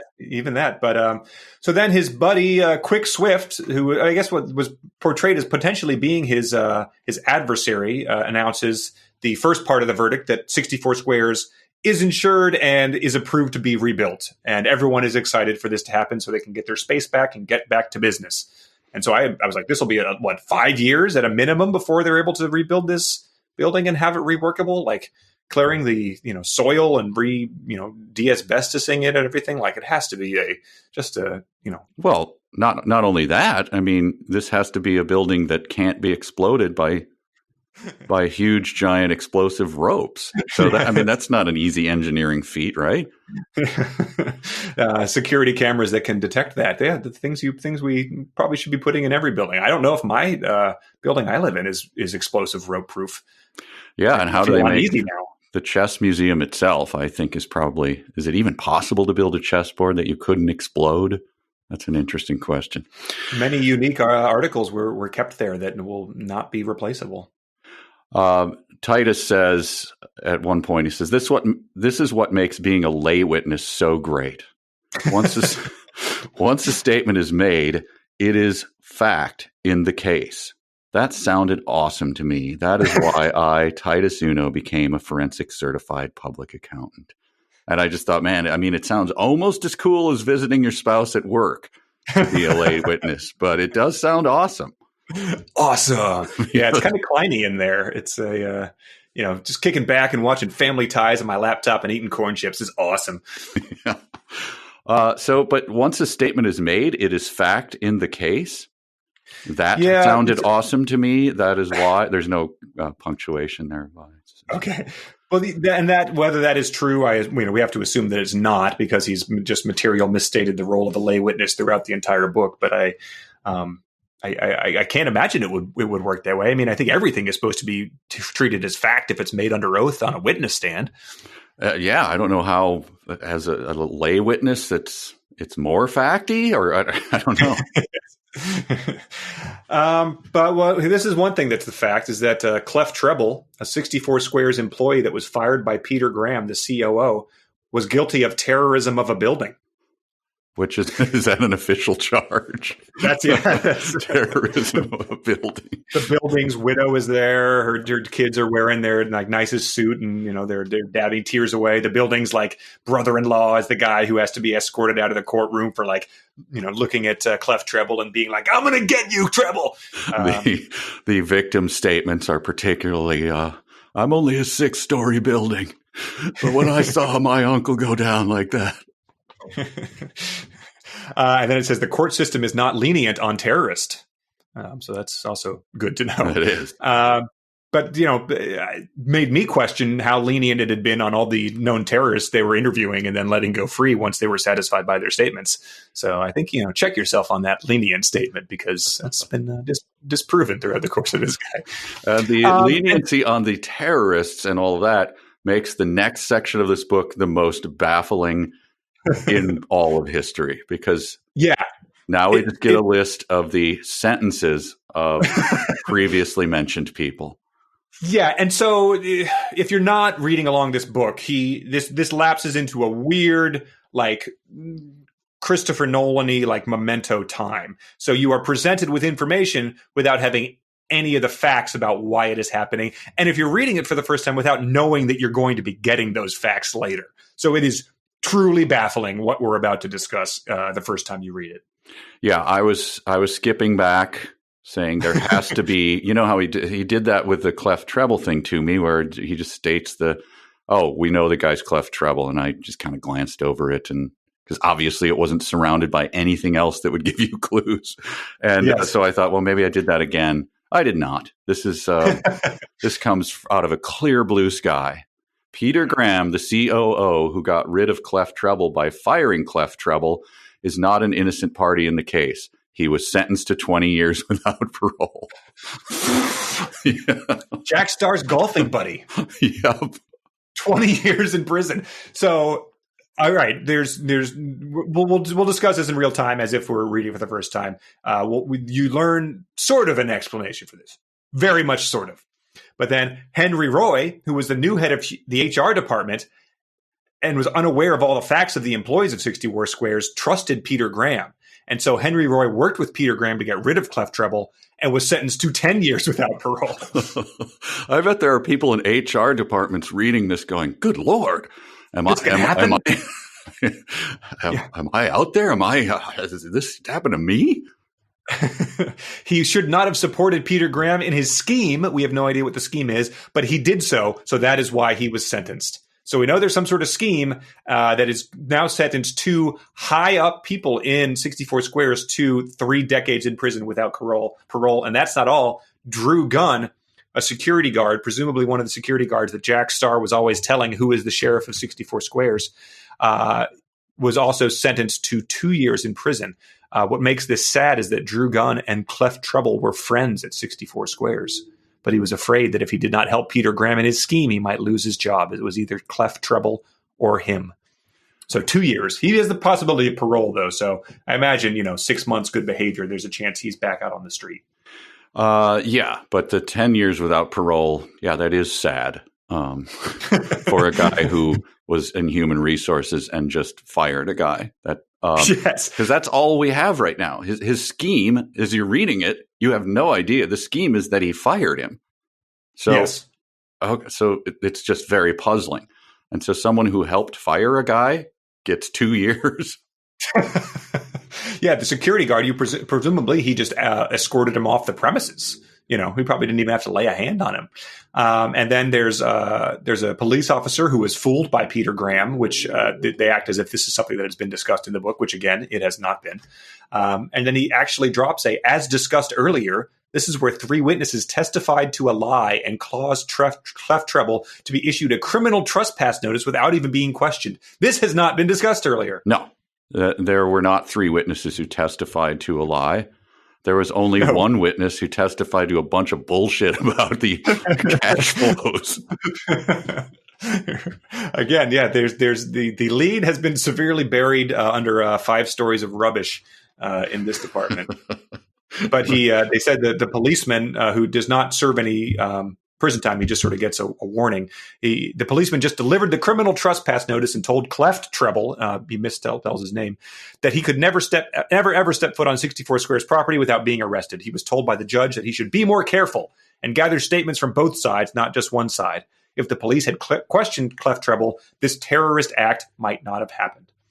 And this, again, was so disorienting, not knowing that you were going to get the slight bit of explanation that we do get in the final chapter. Just like it was it was like reading, Thomas Pynchon, where you're like, I guess this guy's just smarter than me and is sort of in his own head here. And I'm supposed to just take him at his word and just read these sentences as if they have a meaning that I don't get yet. Yeah, it is disorienting. Even though you're reading Dwight David, you're still like, it can't be what it is. It causes tremendous self-doubt, which is very weird. But just one more question about this. The judge told the policeman he should be more careful and gather statements from both sides, not just one side. Who are people's off in teams on this? The issue? I don't understand what both sides means in terms of trying to discover who blew up a skyscraper. I guess it's like, if you called the police to report those bikes stolen, and they, if the bike thief had still been there, they should have gotten his side of the story. And so if he had, the police have been called to escort this guy off the building. He's been issued a criminal trespass notice. But if they had asked his side of the story and said, hey, is this criminal trespass notice warranted? And if Cleft Treble had said no, they would have been like, oh, well, glad we asked. Right. I mean, clearly it's unenforceable. We can't, we'll go about our day, sir. I'm so glad we asked you. Right. Oh, well, that's all I have on that chapter. We're winding it down here, folks. Yeah, we get to the final chapter of 64 Squares, which in the book is 3 pages. So this is as we discuss this, that's worth keeping in mind. 3 pages of books here with a lot of ground to cover. It starts off on a very bittersweet note. The board of directors of 64 Squares unanimously decided it would be in the best interest of 64 Squares to terminate the contract of Jack Starr. I know. Which, I fell to my knees. I poured one out for him. I mean, and it sort of is undercut by the knowledge that in the next book he does join Titus Uno's thing and adapts his catchphrase. But for now, we're left with Jack Starr is back, sending out his powerful resume. No telling where Jack Starr, now not CEO or not chief executive officer of 64 Squares, will end up working. Only time will tell. And I guess with hindsight, that's a little winky statement.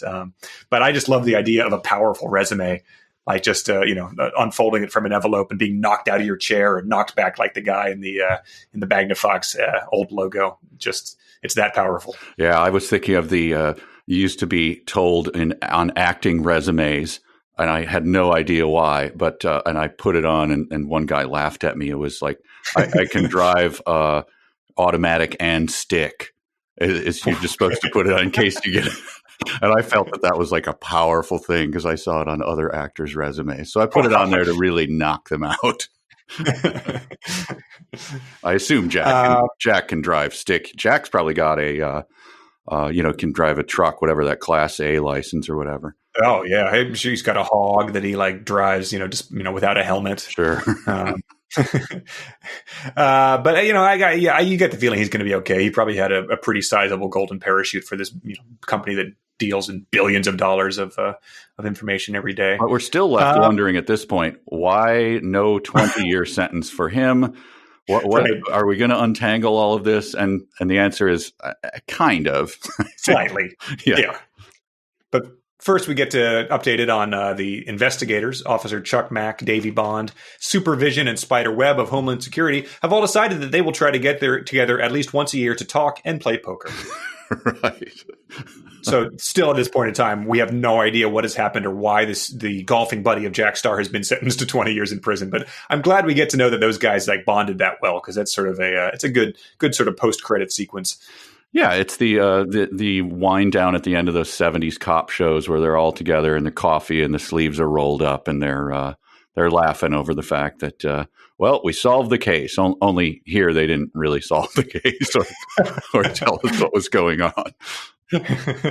Yeah, I wonder if Drew Sampson and Dina Hope have their card game room bugged. Like they're listening into their locker room talk in there, just for fun. At this point in time, they can't stop doing it. They're addicts to just breaking the law. Oh, I noted one of the things before we move on. They 64 Squares, their path forward. They have to convince future clients that they can't be blown up or whatever. So these clients and possible future customers will have to be convinced that 64 Squares can protect their information in the new 64 Squares skyscraper building. It will have more security features to prevent the skyscraper building from being blown up.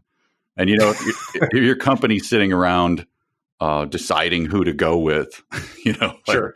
Like where to keep your 11 herbs and spices recipe. Yeah, your private space plans or whatever, or your time machine, your water engine. It would make me feel better that my security was checking out, but also that they were giving huge sentences to people who got fired from them. I just feel like they're really serious about it over there because they're dishing out 20 years with no parole to some guy who fired another dude. Sure. Yeah. It's like, communist China. It's like, well, this person was, sentenced to life in prison just for, possibly voicing opposition to the dear leader. And it's like, well, I guess that's, they get the job done. Yeah. Sometimes, a strong man on your side isn't necessarily a bad thing. Yeah. But we get to the meat of the story here. We get the info dump. I think we're going to have to read a lot of it because a lot of this plot is just laid out here in the final page of the book. Yeah. So we discovered that Clef Treble had proposed to Pam Valentine, the world's greatest CPA, weeks earlier. Weeks earlier than what? We're left to wonder, but go ahead. That's true. I suppose to the explosion. But Clef Treble could not bear to not being able to step foot on 64 Squares again and visit his friend Pam Valentine at her office in 64 Squares. It's like, once you're above a certain age, you start to meet like your friends and they have someone they've been dating, but they still introduce them as their friend. I don't know if that's ever happened to you, if that's just something people of my generation do. But at some point in time, you're like, I guess it's weird for a person in their 30s to call someone like a boyfriend and a girlfriend. So then they're like my friend, but they're not. But I guess he's one of those guys that refers to his person he proposed to as his friend. Yeah, and the love of his life, we do get a clue, though, to the depth of emotion here, because what he's being deprived of is that really cool experience of going to visit. Now, and it was mentioned as a spouse before, but I'm sure that's the future he's dreaming of, is endless coolness because he gets to go there. Yeah, he had already bought like the shades and the Canadian tuxedo jean jacket so that he could wear when he walked into the office, just looking cool as hell. I think he looks like George Michael next to that jukebox, Yes. But yeah, so that's snatched away from him. And why? Because Peter Graham, the CAO, was also in love with Pam Valentine and knew that Clef Treble was in love with Pam, had the police issue a criminal trespass without a reason, as mentioned above in the court. So, wow, stunning, a twist worthy of the greatest soap opera twist of all time. So we're left to wonder what the relationship was. So let's hash this out. Clef Treble had proposed to Pam Valentine, but Peter Graham was also in love with her. And it goes on to say the police did not know that Peter Graham was making this whole thing up to get rid of Clef Treble and have clear sailing to marry Pam Valentine. So he wanted to marry her. I have to know what their relationship was, because proposing to marry someone is something that, unless you're quick, swift, usually, takes months, if not years, to determine that you have that kind of relationship with someone. Yeah. Assuming is it a secret love for Pam Valentine? Is that what we're left to assume? I guess, it could be like that guy in Love Actually that's like, he's never spoken to her, but he shows up and is like, I love you and I want you to marry you. And that thing, I guess would happen in like medieval times where you're like, I have seen, the king is, taking his caravan through town and he sees a comely lass and is like, I want to marry you. And then that's like, sure, I guess that's how it works here. But in this world, modern day Vancouver, British Columbia, Canada, I don't think that you could just like decide you want to marry someone and impose your will and have clear sailing. Well, I just came up with a theory on the spot. See how you like this. We know that Dwight David is a church choir and stuff, right? Is this the inspiration, David and Bathsheba? He's up on his roof. He sees her bathing one day. He's like, I want her. And so he gets her husband, sends her husband out to the front lines where he gets killed. Wow. So maybe that's the inspiration for. Hey, maybe. Look. Maybe. Look, who was it who was asking? She needed to know some motivation or she was going to go mad. I'm just trying to fill in the blanks, okay? I'm going to give you a David and Bathsheba theory. Affirm, settle down here. Okay. I'm just saying. By the way, is Bathsheba another Ogden for you? All right. I very much want to keep going. I can't believe that just happened. Damn it. Oh no! It's not a name that I've heard a lot. I don't have a lot of friends who are naming their daughters Bathsheba these days. Well, you walked into a trap, and no farther questions, anyone. But so anyway, so this is another. So then we get this detail. Clef Treble was so upset because he had proposed at Pam's office, the most romantic place to possibly propose. Peter Graham knew about this because he had Pam's Valentine's office bugged and had her phone tapped along with everyone else's office and phone. So while Dina Hope and Drew Sampson were bugging everyone's office, Peter Graham had already gone about this. So everyone's office was double bugged. I don't understand why they go to the trouble when all they have to do is walk down to the cafeteria every day. All the information you need forthcoming in loud voices. And then he drops this little gem. Companies monitor what their employees do, even when they leave their desk to use the restroom. And that's sort of a very leading end of a sentence. You have to assume we have got bugs everywhere else. You've got to assume there's some toilet cams happening at 64 Squares. You've got to assume that is not a private place like you would hope it would be in a workplace environment. Maybe he just didn't mention that James Brown was a security employee there. Chuck Berry. Chuck Berry. James Brown had a similar proclivity, shall we say? But then he says, since Peter Graham was COO, he knew everything that Pam Valentine did. So, right, prove me wrong. Everything, the Venn diagram, right. It's contained. So I just for a book to drop casually that there's bathroom monitoring going on in the final page is just the insanity escalates from here on out. But what do you get in the middle of all that? You've had this bomb dropped. You get some rebranding, corporate rebranding. He gives a paragraph about how 64 Squares is going to change its name to the Phoenix, symbolizing that the corporation is rising after being cremated, which you might recall was foreshadowed in Chapter 1.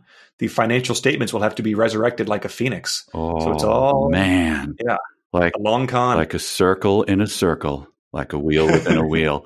I did note on this. I did not remember that, by the way. But isn't there a Phoenix? Isn't there a famous, like a mutual fund? Phoenix, I think, is one of the biggest ones. So, okay, sure. I think you just overlooked that. Yeah, they $2 billion corporations with the same name might prove to have some IP and trademark issues, but that's neither here nor there. It just is it's a very unnecessary detail at this point in time, and it doesn't, in my opinion, bode well for the Chess Museum, because if you go to 64 Squares and the first two floors are taken up by a chess museum, that makes sense. Doesn't make a lot of sense, but it makes some sense. If you go to the Phoenix and there are people sneaking in checkers because they want to play checkers with their family, it's a bit stranger to me. Maybe that kind of crap won't cut it anymore at the Phoenix now that it's not, it's a different kind of person there. Look, we're talking about the legend of a bird that was reborn. We're not doing this chess crap anymore. So right. Maybe it's going to be rebranded. We don't know. Can we still, is there still grilled food for us to sell to other people here? Of course. Sure. That fits under the fire motif. So that's going to fly. We have a dunk tank. That's, you get wet and rise again, I guess. I don't know. But then here we go. I think this is the last paragraph of the book, and it's just every sentence is worth discussing, I think. Yeah, this is, it all comes together here. What do you want to read the whole thing, or do we go sentence? Yeah, let's go through it piece by piece. Well, sure, we can read the whole thing at once. Well, no, I don't know. What do you think? All right, let's just go piece by piece. Okay. Starts off. Any business can issue someone a criminal trespass just because they want to, and they have every right to tell the person what to do. That makes me sick.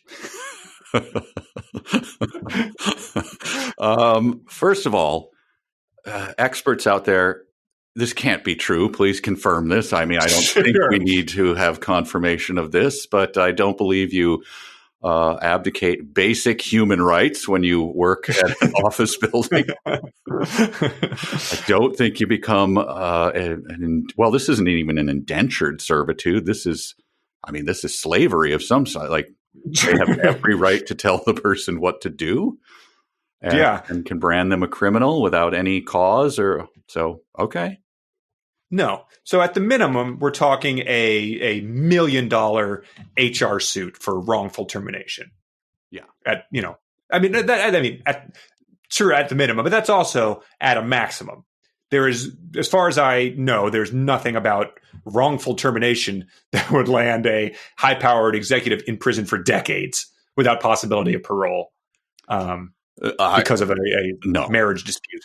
Obviously not. Even if it was, even if they, with that information, like, look, I was trying to get him out of the way because I like this chick, that the judge would still be like, well, that makes sense.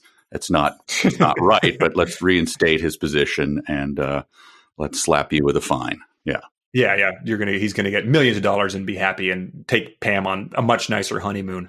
But a very important detail that I think would factor into that: if you're firing someone who was the kind of guy that upon the firing would go out and obtain 8 tons of explosive rope, and blow up the biggest building in Vancouver, British Columbia, Canada, as retribution, your intent might not have been on the up and up, but the ends justify the means here to get this dangerous maniac as far away from your $1 billion corporation as possible. Yeah, the fact that the judge, what was his name? Slappy Gavel or whatever. Gavel, yes. Judge Gavel, I forget what it was. Bang Gavels, yeah. Doesn't take that into consideration. I mean, shocking. It's not really a judge at that point, right? Like, I took his favorite stapler. I did. I stole it and I hid it. And when he asked for it, I didn't give it back. He went out and slaughtered 500 people. The judge goes, I don't understand why you're even bringing this up. My God, let's keep focused here, people. Right.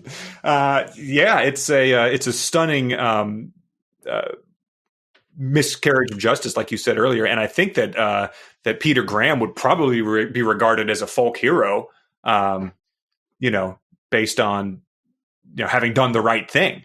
Like, in retrospect, like, he didn't do it for the right world, but like, he would have the sort of, the Richard Jewell, his image would be rehabilitated, like, after the fact, even though he was sort of dragged through the mud in the first place. Right. I guess the only very, very tiny consolation is that in prison, he'll be a badass. He'll probably, come in as the leader of a pretty powerful gang, because they'll all be like, all right, man, you did the right thing. You're one of us. And I assume he will gain his power in prison. But again, small comfort. Sure. The next sentence after that makes me sick. And so a lot of people speculated upon this. We don't need to devote too much time for it, but a lot of this based in personal experience, Yeah, I didn't want to, you never want to go there with an author. But the clues are all there. Let's just say that. Yes. This makes me sick was the thing that I think tipped a lot of people's hands. But a real burst of emotion in otherwise a list of financial statements shines a little bit of a spotlight on something that makes you wonder. Yeah. But he says, therefore, since the police did issue a criminal trespassing the cat burglar, since he could not go back into 64 Squares, he decided to blow it up. as one does, as one goes out, looks up explosive rope, crafts it over a period of weeks, if not decades, rents a plane, and decides to blow it up. Yeah. Have you ever been fired? No. I was fired from one job. It was a very, very ill-fitting job where I managed those check cashing places. Oh, sure, yeah. It was absurd to me now that I had this position ever. And, like a business that's usually on the up and up and is, looking out for the community's best interest. They're the worst, man. I used to tell people, don't come in here. Go go cash it at a bank. You're good. Unless you're a criminal, why are you coming here? But anyway, when I got fired from that, it sort of stung because dang, now I need a job. But it just never occurred to me to go blow up the building, go to to go to a military surplus store and start asking questions. I just realized I had to get my brakes fixed and I needed a new job right away. So it's just baffling to me. Well, yeah, that's a good thing. I'm sure that check cash you place and the inevitable 4 liquor stores within a 2-block vicinity were probably happy that you decided not to blow it up. Well, there was reduce it to rubbish. There was no. It was probably just coincidence that there was the blood bank next to it, the Arby's 2 doors down, and 4 liquor stores, like you say. Yes. So he says, it goes on to say, no one likes to be told they cannot do something, such as go to visit his girlfriend at her office. And he proposed to her, so I guess that was his girlfriend. But how close could they have been if Peter Graham was also planning to propose to her? It just makes you wonder, like, if she knew that either of these guys had any sort of interest in her, or if she just got that proposal 100% by surprise as she was like going off to, a paint and sip class on a Friday night, like, and Clef Treble proposes to her in her office. And she's just completely taken aback. It never says whether she accepted the proposal. Well, we have to assume, given who she is, that she has some insight into human beings. And so any guy named Clef Treble, first of all, who would be willing after the fact to blow up a building, she had to have some inkling. There had to be some clues, in his maybe the mad scribblings on his whiteboard at his shitty apartment or whatever. Probably was a tip off, or that he grumbled under his breath and threw hostile glances to everyone, and he animal torture and stuff like that. Yeah, he put his, she had her lunches, because she's the world's best certified public accountant. She probably is a pretty buttoned down person, so she had her lunches laid out for the week in the office fridge. With her name written on the Tupperwares, and one day she just opened up Thursday and someone had taken a dump in it. And he was just sort of standing outside of the office looking at her as she opened it. He tells her a story about, brags about how many AK-47s he's rebuilt, and then talks about the time he once he saw a deer in the middle of the road. Instead of helping it, I cut its throat and looked in its eyes as it died. Yes. So the proposal was a flat no, I've got to be assuming. He named his Fortnite character after her and constructed the avatar to be a hypersexualized version of her, and then would take videos when she was getting sniped in the game, and he would post them to her Facebook wall. This has gotten dark. His mixtapes were a clue. Yeah, it was just the sound of a dog that had gotten hit by a car is dying. Oh, dying yeah. Anyway, so these text goes on, and it's this is just pure. It is at it's at a 12 on a scale of 1 to 10, and he takes it up to a 19 or so. Let's just read it all. Yeah. It is legal for people to be mean. This all could have been avoided if everyone would have been nice to each other. Checkmate. Another case solved till the next case that is unsolved. My team and their spy equipment will be ready. Set up the board for another case. So this was another one. I thought that so it is legal for people to be mean. True. This all could have been avoided if everyone would have been nice to each other. A familiar Bob Crane-ish theme. Then checkmate. I thought the checkmate, the chess motif, I loved that. I thought it came in a little early. I thought that could have been the last sentence of the book. I don't know if you thought about that, but Oh, especially an ending. Yeah. I mean, it's way stronger than set up the board for another case. We don't know if they're using checkers or if they're using chess for that. But yeah, I imagined he was sort of like at this point in time pacing around his office doing that, like breathing deeply, but then going back to the keyboard and banging out another sentence. So he wrote checkmate, but then he paced back and forth for 20 minutes and then was like, had the idea for those final 3 sentences. And then just jotted those down as well. Because it is bookended by pretty powerful sentences, the checkmate and set up the board, we're overlooking another case solved till the next case that is unsolved. That's pretty strong. That's pretty solid. Yeah, that is. And, it checks out logically, but it's so good. I mean, it just is like it's like a cone, it is what is the sound of one hand clapping? Yep. Oh, man. But yeah, his team and their spy equipment will be ready. Missed opportunity not listing the cones and listening devices such as seen on the sidelines of football games, cameras to take pictures, drones to take video. Earpieces. Yeah, all of that. Contact lenses that can read the writing on a dime from 200 yards away. None of which, we should note, came into play at all. That's true. I guess we did have bugs. But yeah, nobody used the special contacts that we had to swear not to tell our enemies about. Well, oh man, there it is. Yeah, that was a ton of fun. That last paragraph, boy, oh boy, I gave it to our Rift Tracks coworker Sean, and I walked out of the office and just heard the laughter from down the hall. Came back in. Yeah, was like, what is this? I showed it to Lauren last night. It just has, I have, I think 24 exclamation marks on that last page, just of things I noticed and circles and stuff like that. And this was the first thing she had really sat down and read. So I think that probably colored her expectations a bit. But yeah, the exact same thing, just like laughing to the point where she couldn't breathe.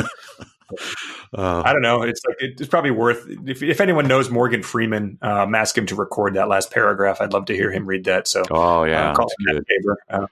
I think a selection of those, if we can find anyone, get them as little Easter eggs, that'd be nice.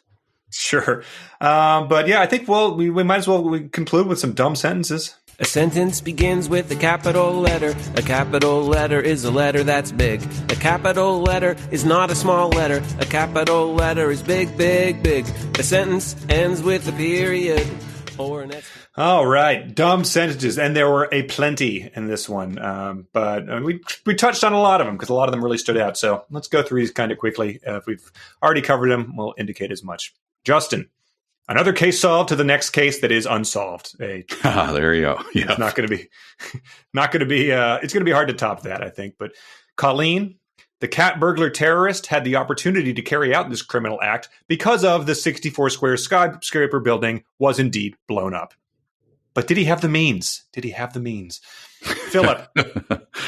No telling where Jack Starr, now not CEO or not chief executive officer of 64 Squares, will end up working. We covered that, but I don't think we focused on how funny it was that not made it into the spelling out of CEO both times.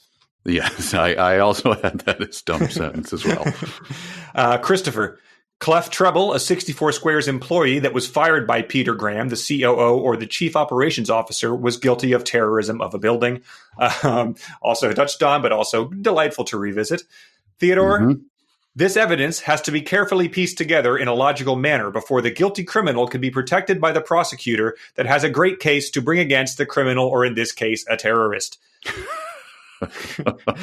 Again, there's something from the beginning of this section that just really got lost in the shuffle with all the doings at the end of the book. But the prosecutor protecting the criminal, or in this case, a terrorist, is a nice piece of writing. Elizabeth. There are some of those Bob Cranian things that I think it would be challenging to write because it twists your head around so many times. It's like, I wonder if you could even write that if you tried. Well, yeah. It's a little bit different kind of fan fiction than just listing his stupid names and his titles behind it. It'd be harder to actually write a sentence like that. Yeah, it's like doing math in like base 8 or something, where all of a sudden the numbers don't mean what you have, what they've always meant to you. So you have to it requires reworking your brain. It's insane. Elizabeth says, her sentence was, some people get very upset when information is being kept from them. It's another one that we covered, but it speaks to maybe the root of the what's going on here, just like the end of the book did. Brad, the timing of the 64 square skyscraper building being blown up by the cat burglar terrorist will never be a great event. We're just hitting the greatest hits here. Janelle, 64 squares could not operate without them work hard. Missed it. I forget which one that was all about, but that is great. Maybe it was about the cafeteria workers who are overhearing all those enthusiastic people talking. Right. My sentence was from a chapter that actually I early on claimed I didn't see much to work with here, but it was where my dumb sentence came from. William Jackson and Rosie O'Neill questioned the employees of 64 Squares and mail questionnaires to the people that 64 Squares owes money, and to mail their replies to the two auditors of the accounting firm TTAB, which stands for Total Tax Auditing Bookkeeping. It's just an old-fashioned Thrashian mess. That is kind of a hybrid of Bob Crane and mundas, just mundane detail. Yeah, lots of repetition, lots of starts and stops, and two characters that had no business being even mentioned once in the book, let alone having a whole chapter devoted to them. Right. You got anything that hasn't been touched on? No, nothing that hasn't been touched on, but I just want to tell everyone, no farther questions. That's by far my favorite. The comma and the farther questions. Sure. It's placed where it was pure poetry. Right. And imagining like the judge in My Cousin Vinny, like that sort of stentorian guy saying it is a pretty fun thing to imagine too. That was, by the way, the great Fred Gwynne, who played Herman Munster. Oh, sure. Just a little fact for you. And the judge in that Al Pacino You're Out of Order one is the dad from Dirty Work. Oh, right. Jack Warden, is that his name? That was going to be my other go-to, which I couldn't remember his name, and that's the only thing I know him from. So, right. Well, This has been a fun ride. Absolutely. We have to now think ahead and what we're going to do next. It'd be tempting to go to book 2, but I don't think we could handle that away. It's very tempting. I think you need a break. Maybe we'll put up a poll, like what should we do? I think we got to delve into something that's written by a person who actually got it published, just to switch it up and to not pick on the little guy again. But that's kind of how we did it. Yeah. Big book and then a small book, and that's been a good pattern. So we might as well repeat it. I agree. So, but just really quick, what's your ranking of these? What is the best to worst of the 5 books we've done here? Is this the worst of them all? Yes. Yes. Okay. Yeah. In terms of being my favorite, I'm still going to go with Jim Tice is my favorite. Yes. Okay. This is probably second, although Shatlart comes close, and then the two others are. I was reminded of the end of Armada with how rushed and the reveal of this was. There was things in the cat burglar terrorist reveal that reminded me of the curing cancer and all other diseases getting one sentence at the end of Armada. Exactly. Yeah. All right. Well, that's it. Thank you all for joining us on this journey. This has been 372 pages we'll never get back. Mike Nelson here. Connor Listoka, thank you so much. See you next time.